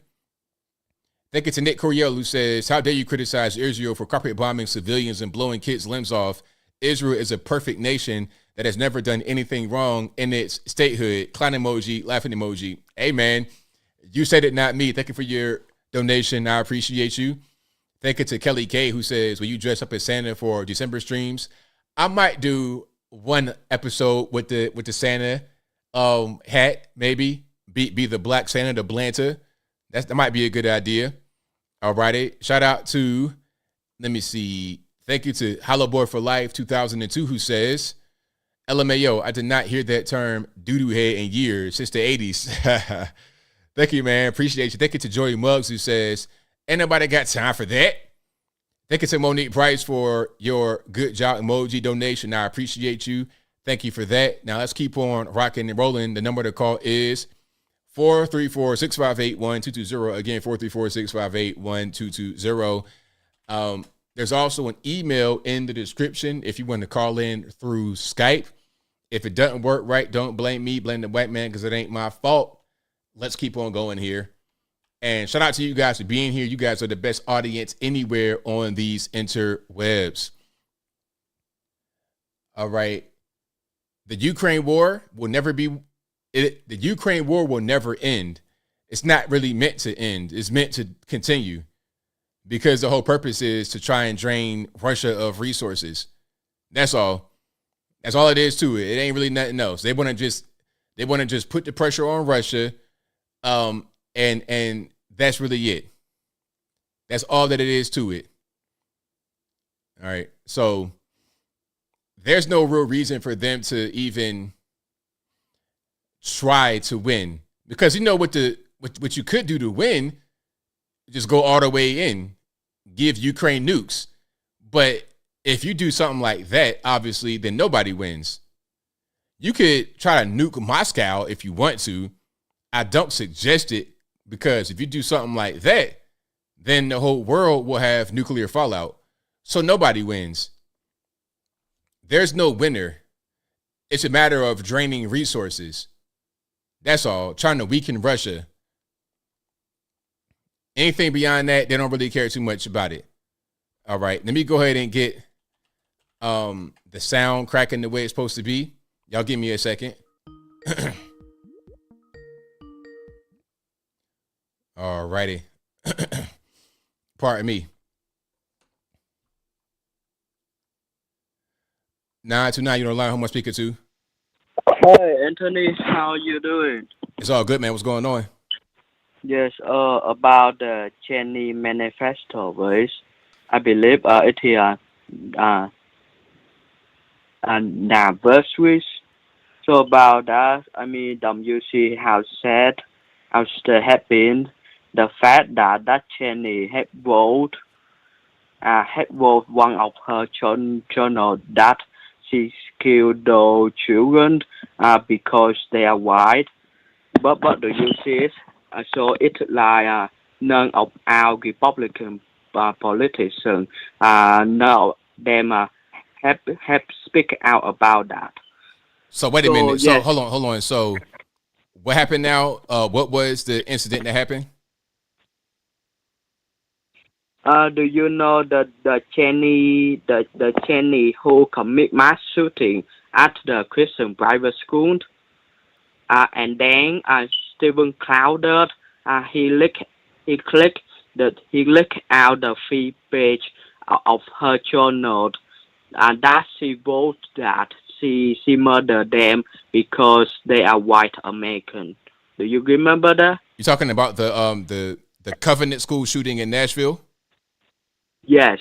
Okay, yeah. And then the manifesto came out, and Stephen Crowder had some pages of it, and there's been no response from the GOP. Yes, there no response from the GOP at all. I mean, the fact that I have contacted Joe Holly and also Thomas Machine about that, and I tell them to speak out about it and to demand all the journal, which include all the 6 journals, 1 manifesto, 1 suicide note to be leaked out, but none of them speak out about it. Right. But yes. Go ahead. Yes, that is the problem right here. Right, I understand. Yes. And meanwhile, so it's like the GOP, they do not care about like U.S. citizens at all, especially the white American. And of course, I do not deny that the Democrats they are totally like racist, total to white American. But you have to acknowledge the fact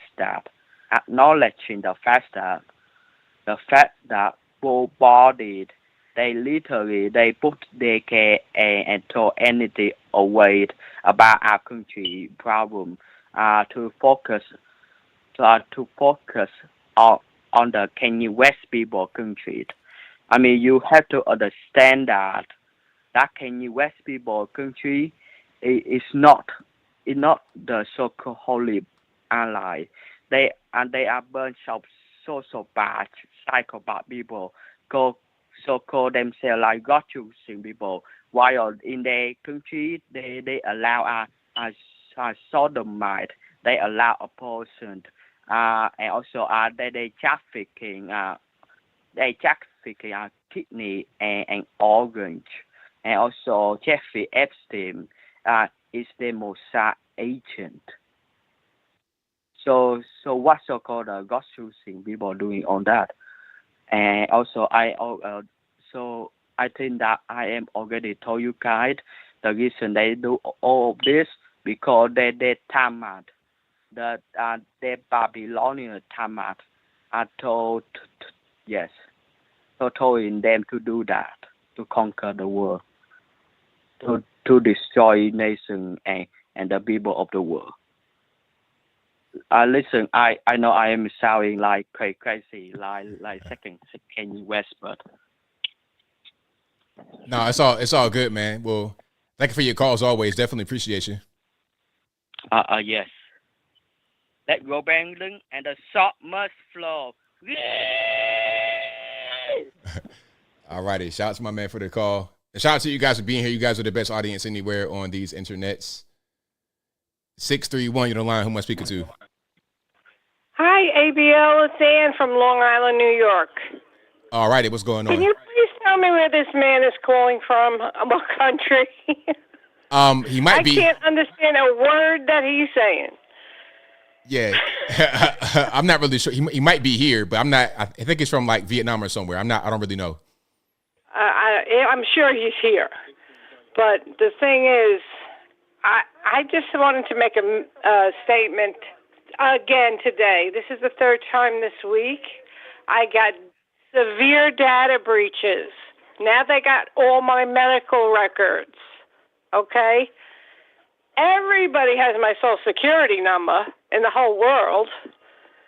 And my deceased son, who died in 2014. I can't stand this anymore. Every day I get letters from attorneys saying I owe this hospital money. Now I get another letter from a lawyer saying another severe data breach. They got your whole medical record. How? They're breaking through TransUnion, frozen accounts. Equifax, Experian, took all my information and my secret questions. I can't even open that if I wanted a credit card. I had to have to unfreeze it. I don't know what to do anymore. You can't get a job. I was a registered nurse for 45 years, and now I'm trying to get menial jobs. They stink. I can't stand them. It's just not what I'm used to. Anyway, I don't know what's going to happen in this country. I wish some of these Republicans would do something. I mean, Long Island's Republican, always was, and so was upstate New York. New York City area, the 5 boroughs, have always been Democrats. So they call out the blue state. I think we won out here, Nassau and Suffolk, but refuses to take them. But they're all over the place out here. All over the place. They have all the jobs out here, the menial jobs. I mean, I don't know how much more I can take. They took my medical records now from the hospital. My brand new Apple computer. 50 people are on there. And my cell phone. International theft. International theft. 56 people stole your cell phone. What? You can't use your cell phone anymore. Because this is international theft. I said the international thing that you're talking about are the people that are in this country illegally. I am so upset. Who do you go to for this? I mean, I worked my whole life. I never stole a thing from anybody in my life. I raised 4 kids by myself. Broke my back putting them into LaSalle Military Academy. Beautiful academy. I mean, where do you go? This is so unfair to me that I have to constantly go through this. Somebody bought a house in my name, car in my name.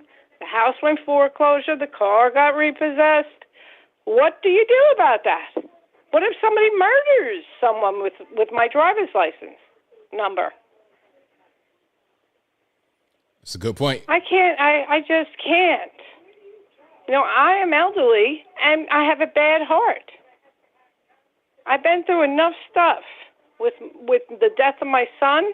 I cannot deal with this anymore. Right. Where are the politicians on Long Island that can take care of this, or whoever has control over these people? And I know it's them, because this just started, and I don't think there's anything else they can steal from me. They can come right up to my house if they want to. Mm-hmm. It's scary. I live by myself with my 21-year-old dog. She's a service dog. And she's dying, too. I don't know what to say. I don't know what to do. And I don't want to really, I hate politics, and the government makes me sick. I just don't know what else to do. I told you, an illegal alien ran right into my car with a truck and gets out of the, I got severely injured. He gets out and starts screaming and yelling at me in Spanish. I said, shut up. I'm calling the police. But luckily, he was driving a Mercedes Sprinter van. I have to have surgery on my leg, on my knee. It's completely broken. That's hurting my salary. I have to work on top of all my incomes that I get to live here. Social Security, pension, you name it. I still have to work part-time. Otherwise, I'm not making it. And I have no credit card debt. I mean, I'm just broken now. I just don't know where to go. Where do you go to stop this crap? They stole my dead son's Social Security number. They call all the time, every day. Oh, yeah, your apartment's ready. Your car is ready. Kevin, this is ready. We're looking for Kevin. And I said, oh, well, you're having a long look because he's deceased since 2014. So angry. And the lawyer's calling me every day. Oh, you owe money for this, that, this, and that. What? I don't get this. I'm just defeated in this country. I cannot stand this government anymore. I understand 100%. It's definitely rough out here. Hopefully things can get better for you. Phone? Yeah, and you know that's part of the reason why I say we shouldn't be giving so much money to overseas people and foreign countries, because we got issues. Given to letting anybody in here that's illegal. That's right. 100% correct. You go through the front door or get the hell out and take your kids with you. Your fake kids that you probably stole from somebody. The Roosevelt Hotel was gorgeous. I used to stay there all the time. Because I was always in Manhattan before all of this crap. Right on. I can't take it anymore. It's just devastating to me.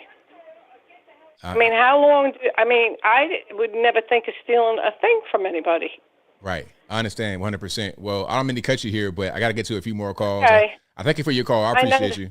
I love you, and you speak exactly how I feel sometimes. Well, thank you. I just love it. Thank you so much. I watch you all the time. Thank you. I appreciate you. Thank you. Bye-bye. All right. Great caller. And that's what I'm saying. While we got a bunch of billions of dollars going to Ukraine, like we could just print and spend. We could just print money, give it to Vladimir Zelensky, Voldemort, and his sweatpants. We have American people here that are having problems, and it's like, oh, man, you on your own. That's pretty much the message, right? All right. And shout out to you guys. I appreciate you guys for being here. Let's keep rocking. Let's go to 859 on the line. Who am I speaking to? Yo, ABL, how's it going, bud? It's all good, man. What's going on? Just chilling out. Me and my friend playing video games, GTA, and we're just listening to the show. And this whole thing was like Zelensky just begging us. Oh, it's just sad. It really is. It really is. And it's funny at the same time. Him just groveling about like, oh, we need more need more funding. This guy is literally taking advantage of us. Put like in sinker for the longest time, and now he's begging for more money. Wow. Yeah, crazy, isn't it? Like, not only that, man. You know how many houses this guy has? Mansions. This guy's like loaded with like Miatis, like extremely expensive cars, like $200 million cars. I'm like, what? Like how much is that we paid for that? Seriously, you know? That's a very good question. That's very much. And now he's whining about it. And this whole, holy war between Palestine and Israel. Listen, my grandmother came from Israel, and that's my heritage, And to me, man, I do believe that place should exist. They should have their own place, and I do agree with their existence of their state. But man, Israel does some sketchy things, like every other government does some sketchy things already. Exactly. Every government, like our own government here in the U.S. and every other government, nobody's exempt from that. Yes, absolutely. And Hamas, horrible group. They're terrorists. They support killing people. Like what's that? What's his name? Parker's that one guy who used to be Young Turk saying, that, he's like, settlers, if settlers are babies, yeah, we should kill them. And I'm like, oh my God, this guy supports that kind of mentality. It's kind of gross. And I hear it from both sides, and it's like, wow. Yeah, it's that's crazy. Insanity. It is. It's insanity. And I think the United States, our government and corporations need to stay out of it. But that's easier said than done. Definitely. It really is, man. But hey, man, I appreciate it. But enjoy the phone call, man. I appreciate it, man. Thank you for the call, man. Appreciate you. You too, bro. See you. All right, shout out to the caller. Great call. Let's keep on rocking and rolling here. The number to call, 434-658-1220. 203, you're on the line. Who am I speaking to? Hi, ABL. This is JD. I don't know if I missed it, but did you do any reports on Owens? No. What happened?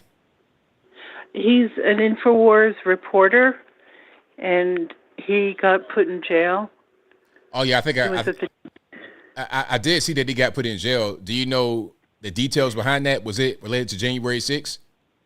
Yes, it was. But he was put in solitary confinement, and he's a reporter. Yeah, that's crazy. That's totally crazy. Yeah. I just wanted to ask you that, and I really enjoy your show, and peace. All right, now, peace. All right, shout out to the caller. But yeah, I saw that about Owen Shorey. It's crazy that he's locked up, but Ray Epps sitting. But I digress. Who am I speaking to? 907 on the line. Hello, what's up? How's it going, ABL? It's all good, man. What's going on? Hey, you're black, so there has been a lot of wrong done to black people in this country, right? Oh, okay. Where are we going with this? So, I'd try to take it easy a little bit because, I think America is still transitioning into what it should be, because there have been a lot of people put through hard times in this country, but we're going to make it through it, man. We're going to have to battle and do all sorts of stuff, but we're going to make it through it. All righty. Well, thank you for that, man. Take care, ABL. God bless you, sir. All righty, man. Thank you for the call. All righty. Shout out to the caller. Hey, my man, don't drink no more beers tonight. Don't drink no more beer. You're done. You're finished. Enjoy the rest of the night. Enjoy the show. Don't drink no more beers, man, for real. Just relax and chill. But thank you for the call, man. Definitely appreciate you. If you like what you're hearing so far, please give the video a thumbs up. Like the video, share the video, do all that good stuff. That'll help me out tremendously. All righty, let's go.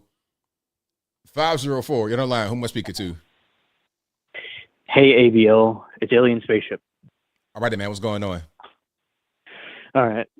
So, over down here, the rain started coming back because there's a lot of drought going on. So I'm glad that the rain's back over here. Right on.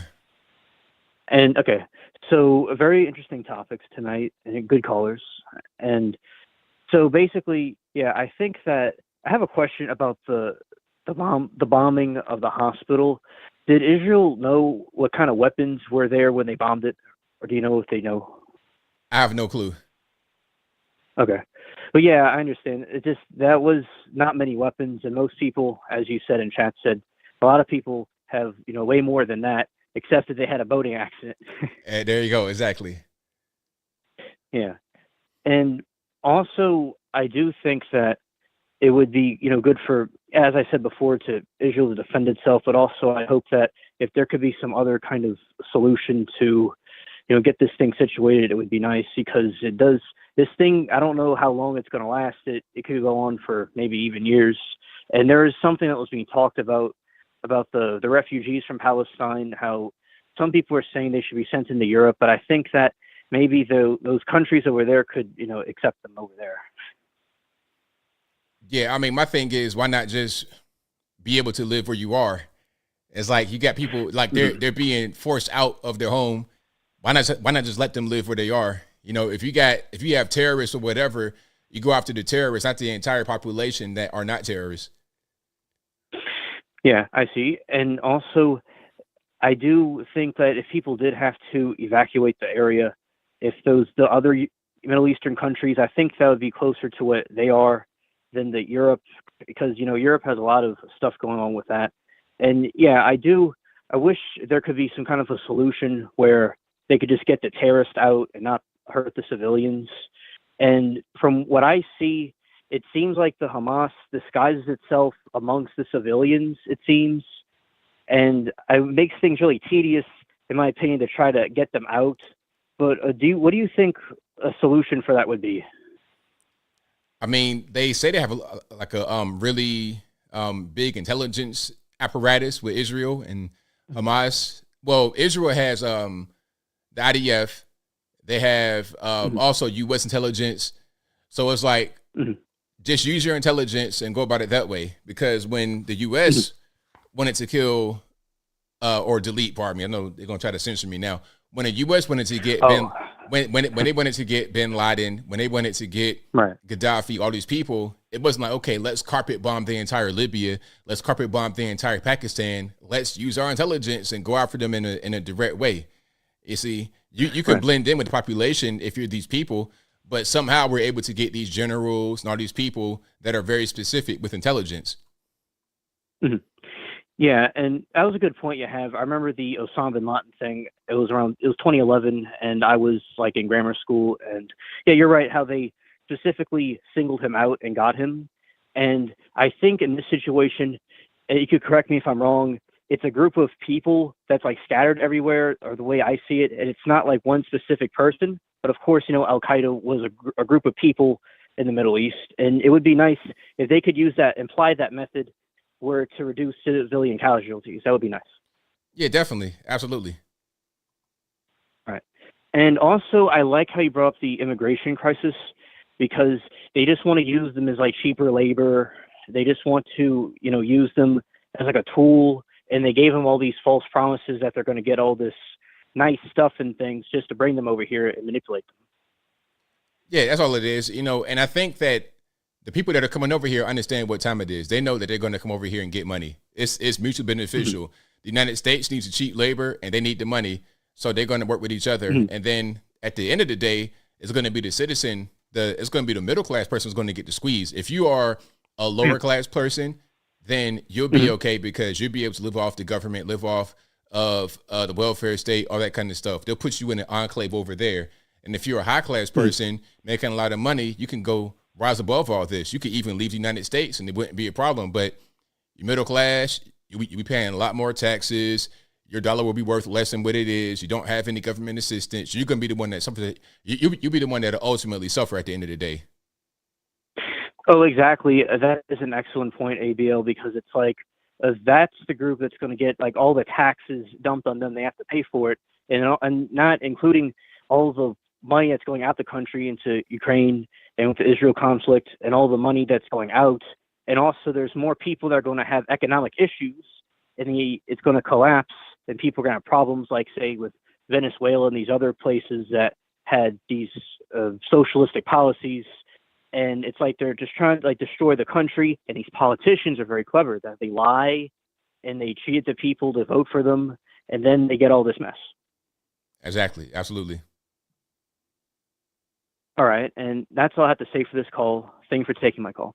Thank you for the call, man. Definitely appreciate you. Okay, bye. All right. Great call. Shout out to my man for the call. Always a great call. Alien Spaceship. And shout out to you guys for being here. You guys are the best audience anywhere on these internets. If you like what you're hearing so far, please give the video a thumbs up, like the video, share the video, do all that good stuff. That'll help me out tremendously. Let's keep on rocking here. 470, you're on the line. Who am I speaking to? Since I learned about kids jumping on my lap. And I've loved kids jumping on my lap. Anthony, hey, it's Greg from Wild and Wacky Atlanta. How you doing, sir? It's all good. What's going on? Yeah, Joe Biden just had to say something. I can't take that guy anyway, man, wow, a lot going on. Yeah, the whole thing with Nikki Patel, or Nikki Gupta. I'm telling you. Yeah, that's a ridiculous idea of putting people's names on social media that they can't put down something anonymous, when they express themselves or have something to say. That's not good. As Mark Dice pointed out this afternoon in one of his videos, he says that the guys that wrote the Federalist or the Patriots, they didn't publish their names because they couldn't. They'd be executed by the British. Right, absolutely. I mean, it's an extreme example, but it's good. Sometimes, and especially in this day and age, you can't put down your name sometimes, especially if you're a conservative Trump supporter. God knows what will happen, Right. But, Owen Schroyer was arrested because he put 1 foot down on the step of the Capitol building back on January 6th, 2021. That's why he was arrested. I didn't know he was in solitary confinement. That's ridiculous. It's crazy because it lets you know that there is something else going on with people that were sent to prison and those who weren't. Although you have some guys who were at the Capitol, it's different. Mm-hmm. Like Ray Epps, he was on video. Let's go into the Capitol, and there's nothing. And it was crazy because they're obvious with it. We were talking about how nothing happened to him. And then they gave him a slap on the wrist with no jail time to say, well, we did do something. It's like, well, come on. You got guys that have been in solitary for 3 years for doing less than what he did. And he gets a slap on the wrist. I mean, come on. It's obvious what's going on here. Yeah, I think they're going to send Owen Schroyer to Auschwitz or something next because they must really hate that guy. Putting him in solitary confinement, putting 1 foot on the Capitol steps, that is insane. It is. That's what this country's come down to. But hey, on another note, we'll switch gears on you a little bit here.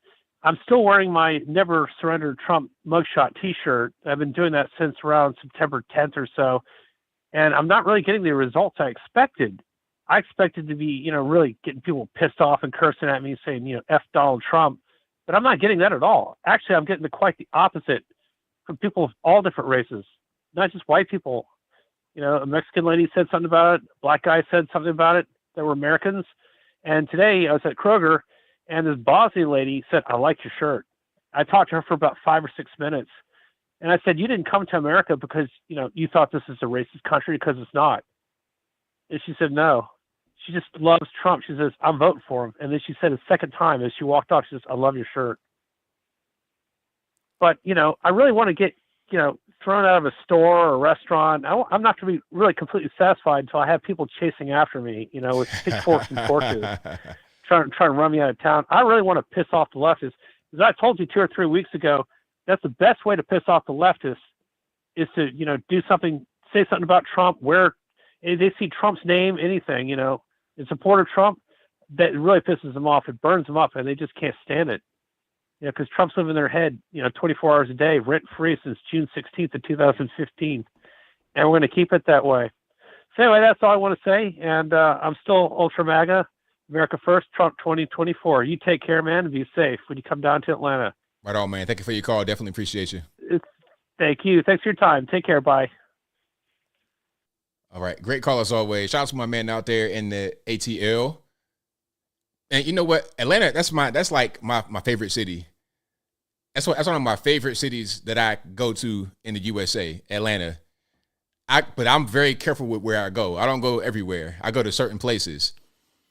I go to where it's more mixed company. I'm not in the hood or nowhere like that. I go to very specific places, But yeah, Atlanta, shout out to Atlanta.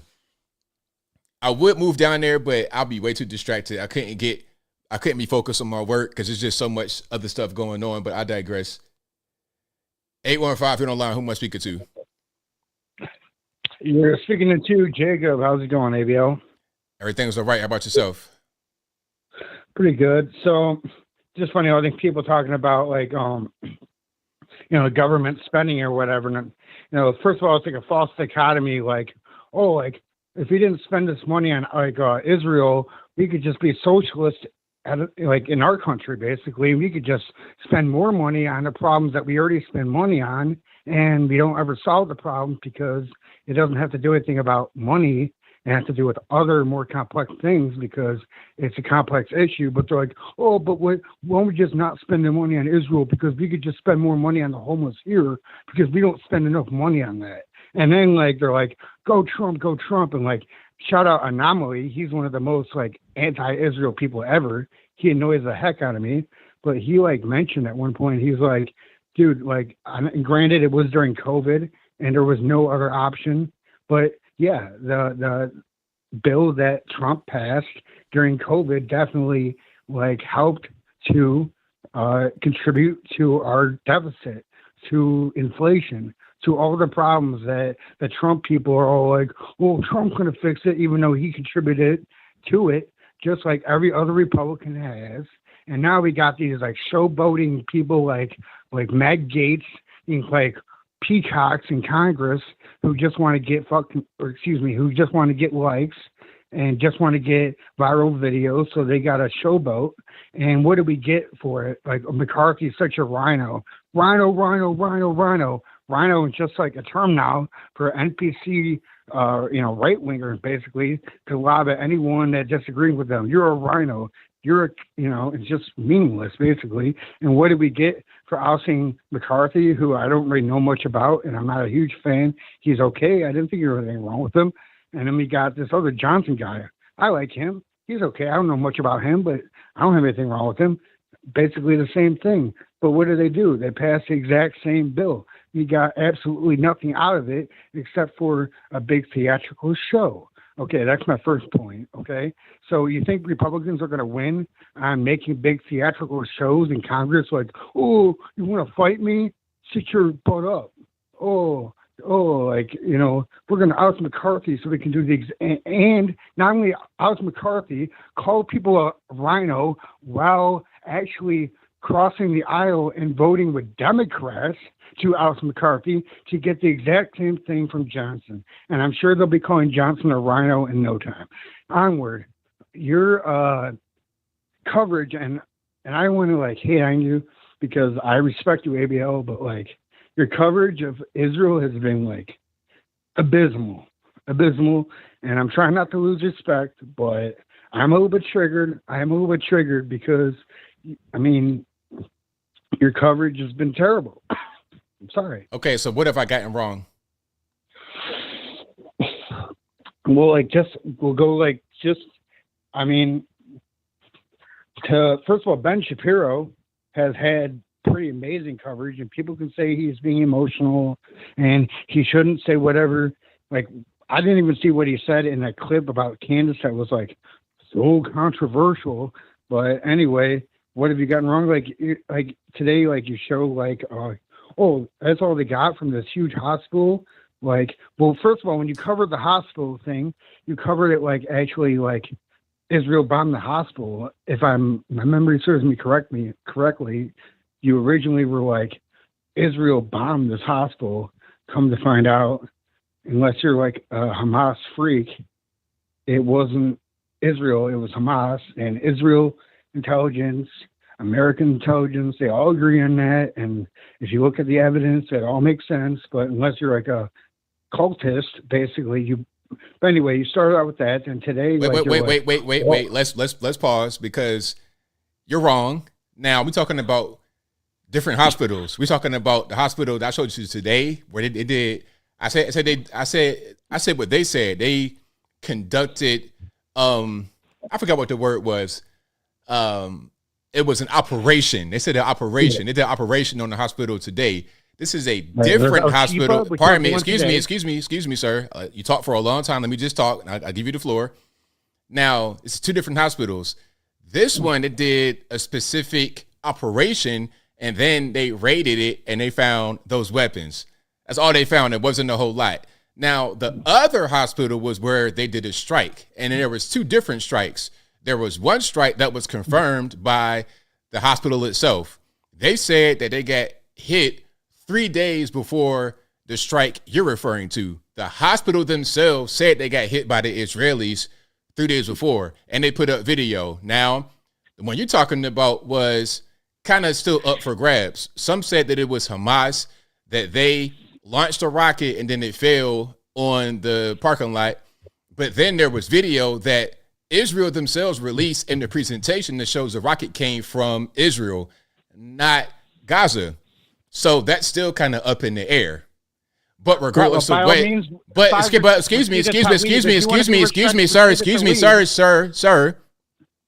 But the point is, we're talking about two different hospitals. You continue. Right. Go ahead. I agree. Yeah, we're talking about two different hospitals. Today was Al Shifa, and the other one was a different hospital. The Al Arab. But go ahead. Right, and you're kind of like playing this like, well, we do know, we don't know, which is basically you're siding with Rashida Tlaib. My question, but because of time's sake, my question was, what did I get wrong, actually? Okay, well, what you got wrong was the fact that they launched the rocket, Hamas did, or not Hamas, but some group from Gaza that was a terrorist organization, Islamic Front, whatever you want to call it, and they launched it. But that's not. I'm not wrong about that. I'm not wrong about that because that's still. Excuse me. I'm not wrong about that. It's still up for because that hospital did get hit by Israel. They did hit it, but it was one strike where it was confirmed, and the other one is still up in the air. So you can't say. Excuse me, sir. You can't say I'm wrong about a thing that's not been confirmed to be true or false yet. You could just say it's up in the air, but it did hit the hospital. They confirmed it hit the hospital. So let's just be clear. So I'm not wrong about that. Excuse me, I'm not wrong about that.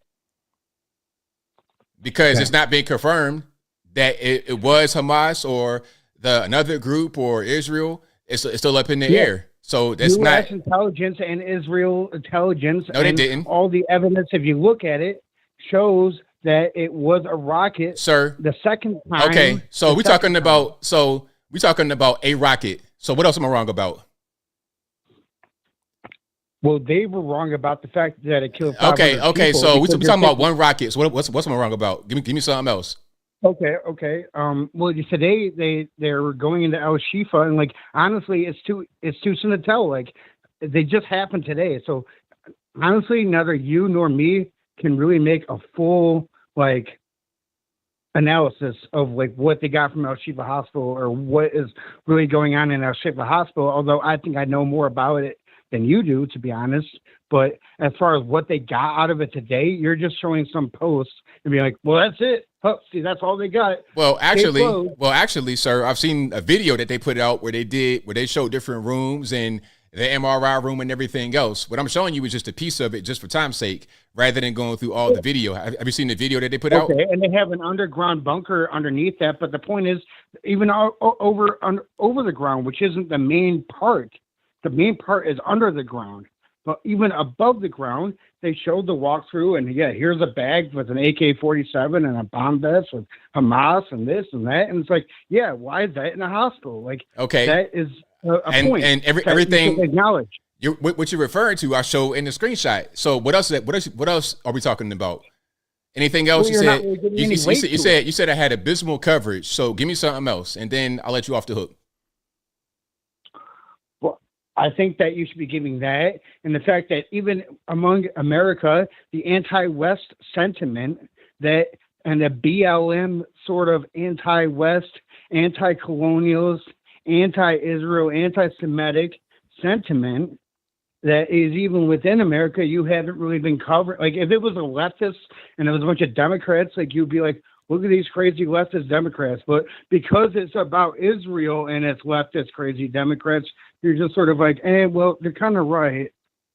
I covered it today. I showed it on the stream. I showed them outside of the DNC blocking the door. And I say, we don't do this. And I literally showed the video today on the stream. Mm-hmm. So again, you're wrong. I will credit you. Okay. So, I mean, that's pretty much it, man. Thank you for your call. I definitely appreciate you. Thank you, ABL. Good night. All right. Shout out to the caller. Shout out to him. Good sport. But yeah, no, anti-Semitic. It's not anti-Semitic to say that a government may not be doing things 100% right. I'll say that more about the United States than anybody else. So if I'm anti-Semitic to talk about Israel, then what am I to talk about the United States? I talk about Joe Biden, Barack Obama, even Donald Trump. I criticize anybody, everybody. I don't really care. You're not exempt because you're Israel. You know, that's just not what it is. All right. So yeah, Jose says Anthony the Abysmal Brian Logan. Yeah, that's my name right now. So yeah, shout out to the caller though. I appreciate, you know, any kind of kickback, any kind of criticism. I appreciate it for sure. All right. But if you like what you're hearing so far, please give the video a thumbs up, like the video, share the video, do all that good stuff. That'll help me out tremendously. And also, you're listening to a podcast right now. It'll be available on your favorite audio streaming platforms at 8 a.m. tomorrow morning. Today is Wednesday, December the 15th, 2023. It'll be available Thursday. That's December. It'll be available Thursday, November the 16th, 2023, 8 a.m. Eastern Standard Time on your favorite audio streaming platform, whether that be Google Play, Spotify, Apple, iTunes, etc. Link for that will be in the description, or just go to your favorite audio streaming platform and search ABL Live. I should pop right on up. All righty. So, yeah, I try to be just honest. That's all. Just honest. And that's all I can really do.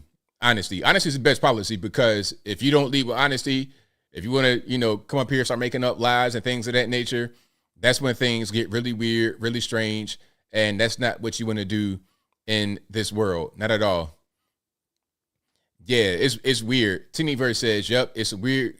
A criticism about Israel is followed up with calling you anti-Semite. Yeah, exactly. Criticize America is fine.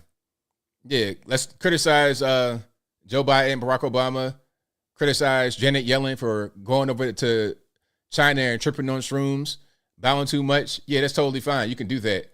But you criticize Benjamin Netanyahu or whoever over there, then that's anti-Semitic. That's anti-Semitic. Somebody might say me calling him Benjamin Netanyahu is a bad thing. All right. But I can call Creepy Joe, Sleepy Joe, Creepy Joe, Uncle Joe, all that, and it's fine. I can call Hunter Biden a crackhead, and it's fine. But I digress. 773, you don't learn who I'm speaking to. ABL, it's your retired Chicago police officer friend. Thanks for taking my call. A lot of topics tonight, ABL. But I want to know what you think. Who are going to be the candidates for the Democrats and the Republicans? Because unfortunately, as much as I want Trump to run, I think he's done. I really do. And I hate to tell people that in chat, because I am a Trump supporter and a Trump fan. But unfortunately, I really do believe that this whole trial has really put a damper on Trump's run for presidency again. I think Trump is going to be found guilty of a few different things, and I think they're going to be successful in standing in his way to run for president. And Joe Biden, I think we know that he's not going to be on the ticket. One way or another, they're not going to have him on the ticket. So I'd like to know, ABL, who you think is going to run, because I don't think that you believe neither Trump nor Biden are going to end up on the ballot in 2024. Neither of them. So go ahead, ABL. Give me your thoughts on that. Okay. As of right now, just to set the stage, they're both the nominee as of right now. But I was looking at Joe Biden earlier today. He's barely able to stay awake during the meeting. They have Anthony Blinken right there to make sure he doesn't collapse and fall over. He's pretty much the home health nurse at this point, masquerading as a government official. So I think they want to put Gavin Newsom in there. We saw Gavin Newsom go to China and meet with Xi Jinping. And then when Xi comes over here, he meets right on the tarmac with none other than Gavin Newsom and his wife and Janet Yellen. So I think we're seeing what they want as the regime going forward. They want to pass the reins to Gavin Newsom. What'll probably happen is some kind of medical emergency where Biden cannot continue. They'll have Kamala Harris for a while, and then they're going to try to put in Gavin Newsom at the 0 hour, and then he'll be their nominee. He'll be the guy, and they're already setting them up for it. So, and as far as ABL, I think you're 100% right on the Democratic ticket. I think you're exactly right. They believe that that's what's happening. You could see that they're setting up the stage for that. Now, the Republican side, I really think that they are getting in the way of Trump running for president. It's collusion. Any way you look at it, you could say it's not fair, and I agree it's not fair what they've done to him. It's a banana republic third world move to interfere with our elections. But I still think that Trump, unfortunately, I think he's going to have a problem. So go ahead and on the Republican side, ABL. Now, I think it's still going to be Trump up until there could be a problem with some court cases. If he's not able to be free for a while, then I think they're going to try to put in. I don't really know. If you were to ask me this question a few months ago, I would have said Ron DeSantis. But now DeSantis is just not running a good campaign. I don't understand what's going on, who is in his ear, who's not in his ear, but it's not going very well. Really, at this point, I think the runner-up behind Trump is Vivek Ramaswamy. But I think so too. Yeah. Now, but go ahead. I'm not quite sure if he's going to be electable, but I think he's doing all the right things to make himself be electable. So I think it'd be him, if not Trump. Yeah, ABL, I do think that the conservative side, the Republicans or the conservatives, I believe that we all want Trump as a whole. And I think there's going to be some problems. I think he's going to be ineligible from running. I think they're going to be successful in sabotaging his run for presidency. So I'm wondering what kind of turmoil that we're looking at when you're not able to run your candidate, your choice for president. I think everybody's choice, the majority of people on the conservative side, are for Trump. And I think they're going to stand in the way of that. And there's going to be some kind of upheaval or some kind of problem with that. I really would like to see Trump run, but I think these court cases have been, I don't want to use the word masterful because it's not really a masterful thing, but it's effective. It's effective in look, he's not even able to participate in the debates. Not that he wants to. I think it's smart that he doesn't because, why have a debate when you're already leading? Why be involved in that? Anything you say only can hurt you and not really help you. But I think that Trump, if he wasn't wrapped up in these court cases, he would be in the debates because I think he likes the stage. I think he likes the confrontation and that he, always has an answer whether you like it or not. But unfortunately, I really don't think 2024 is going to go the way we want it to go. And we're going to see some real turmoil coming. I mean, remember the Democratic National Convention is here in Chicago again. The last time it was 1968, where we saw, the riots with the police and the protesters during the 60s. So we're going to see what happens this time. Anyway, that's my 2 cents, ABL, and thanks for giving me your opinion and taking my call. I'll talk to you later. Thanks for the call. Appreciate you. Thank you. All right. Great call. And that will be a wrap for me. Thank you for being here. You guys are the best audience anywhere on these interwebs. I'll be back live again on Saturday, same bat time, same bat place, 8 p.m. Eastern. So right around right now, 11 p.m. Eastern. Shout out to you guys on YouTube. Shout out to you guys on the Facebook. I see you guys watching. It's only a handful of y'all on Facebook, but I appreciate y'all for being there. I'm trying to get my Facebook really jumping because I know 2024 is going to be a mess. You heard it right there from my retired Chicago police officer friend about how it's going to be a lot going on. We got the Trump court cases. We got Biden pretty much hanging on by a thread. 2024 is going to be, if you thought 2016, 2020 was crazy, 2024 is going to be off the chain. And I already see it starting to happen. It's already starting to shape up. I'm seeing social media companies, they're getting ready for it. News getting ready for it. The political apparatus, they're getting ready. Everything's, they're getting prepared for 2024 right now. Right now, it's already in full swing. So we're going to see how that whole thing goes. Thank y'all again for being here. You guys are the best audience anywhere on these internets. I'll be back live again on Saturday. And shout out to all the super chatters, the watchers, retweeters, whatever you're doing. I appreciate you for that, because without you, there is no me. And I got a few super chats on deck. I'm going to read those right quick. Shout out to the mods for keeping the trolls in check. I most certainly appreciate that. And I got to go on the back end in the studio to see the super chats, because they want to try to hide them for me right now and try to want to play peekaboo with the super chats. That's crazy. Let's keep on here. And then we wrap it on up, put the bow clean on top. So, all right, let me go to the supers. Y'all give me a second. And shout out to 12th man off grid, Alaska, who said, thanks for taking my call. No problem. It's all good. Thank you to Nick Corrier, who says, is it just me, or are Asian accents, or is it just me, or Asian accents the hardest to understand? Man, it depends on how strong the accent is, really. You know, that's the main thing.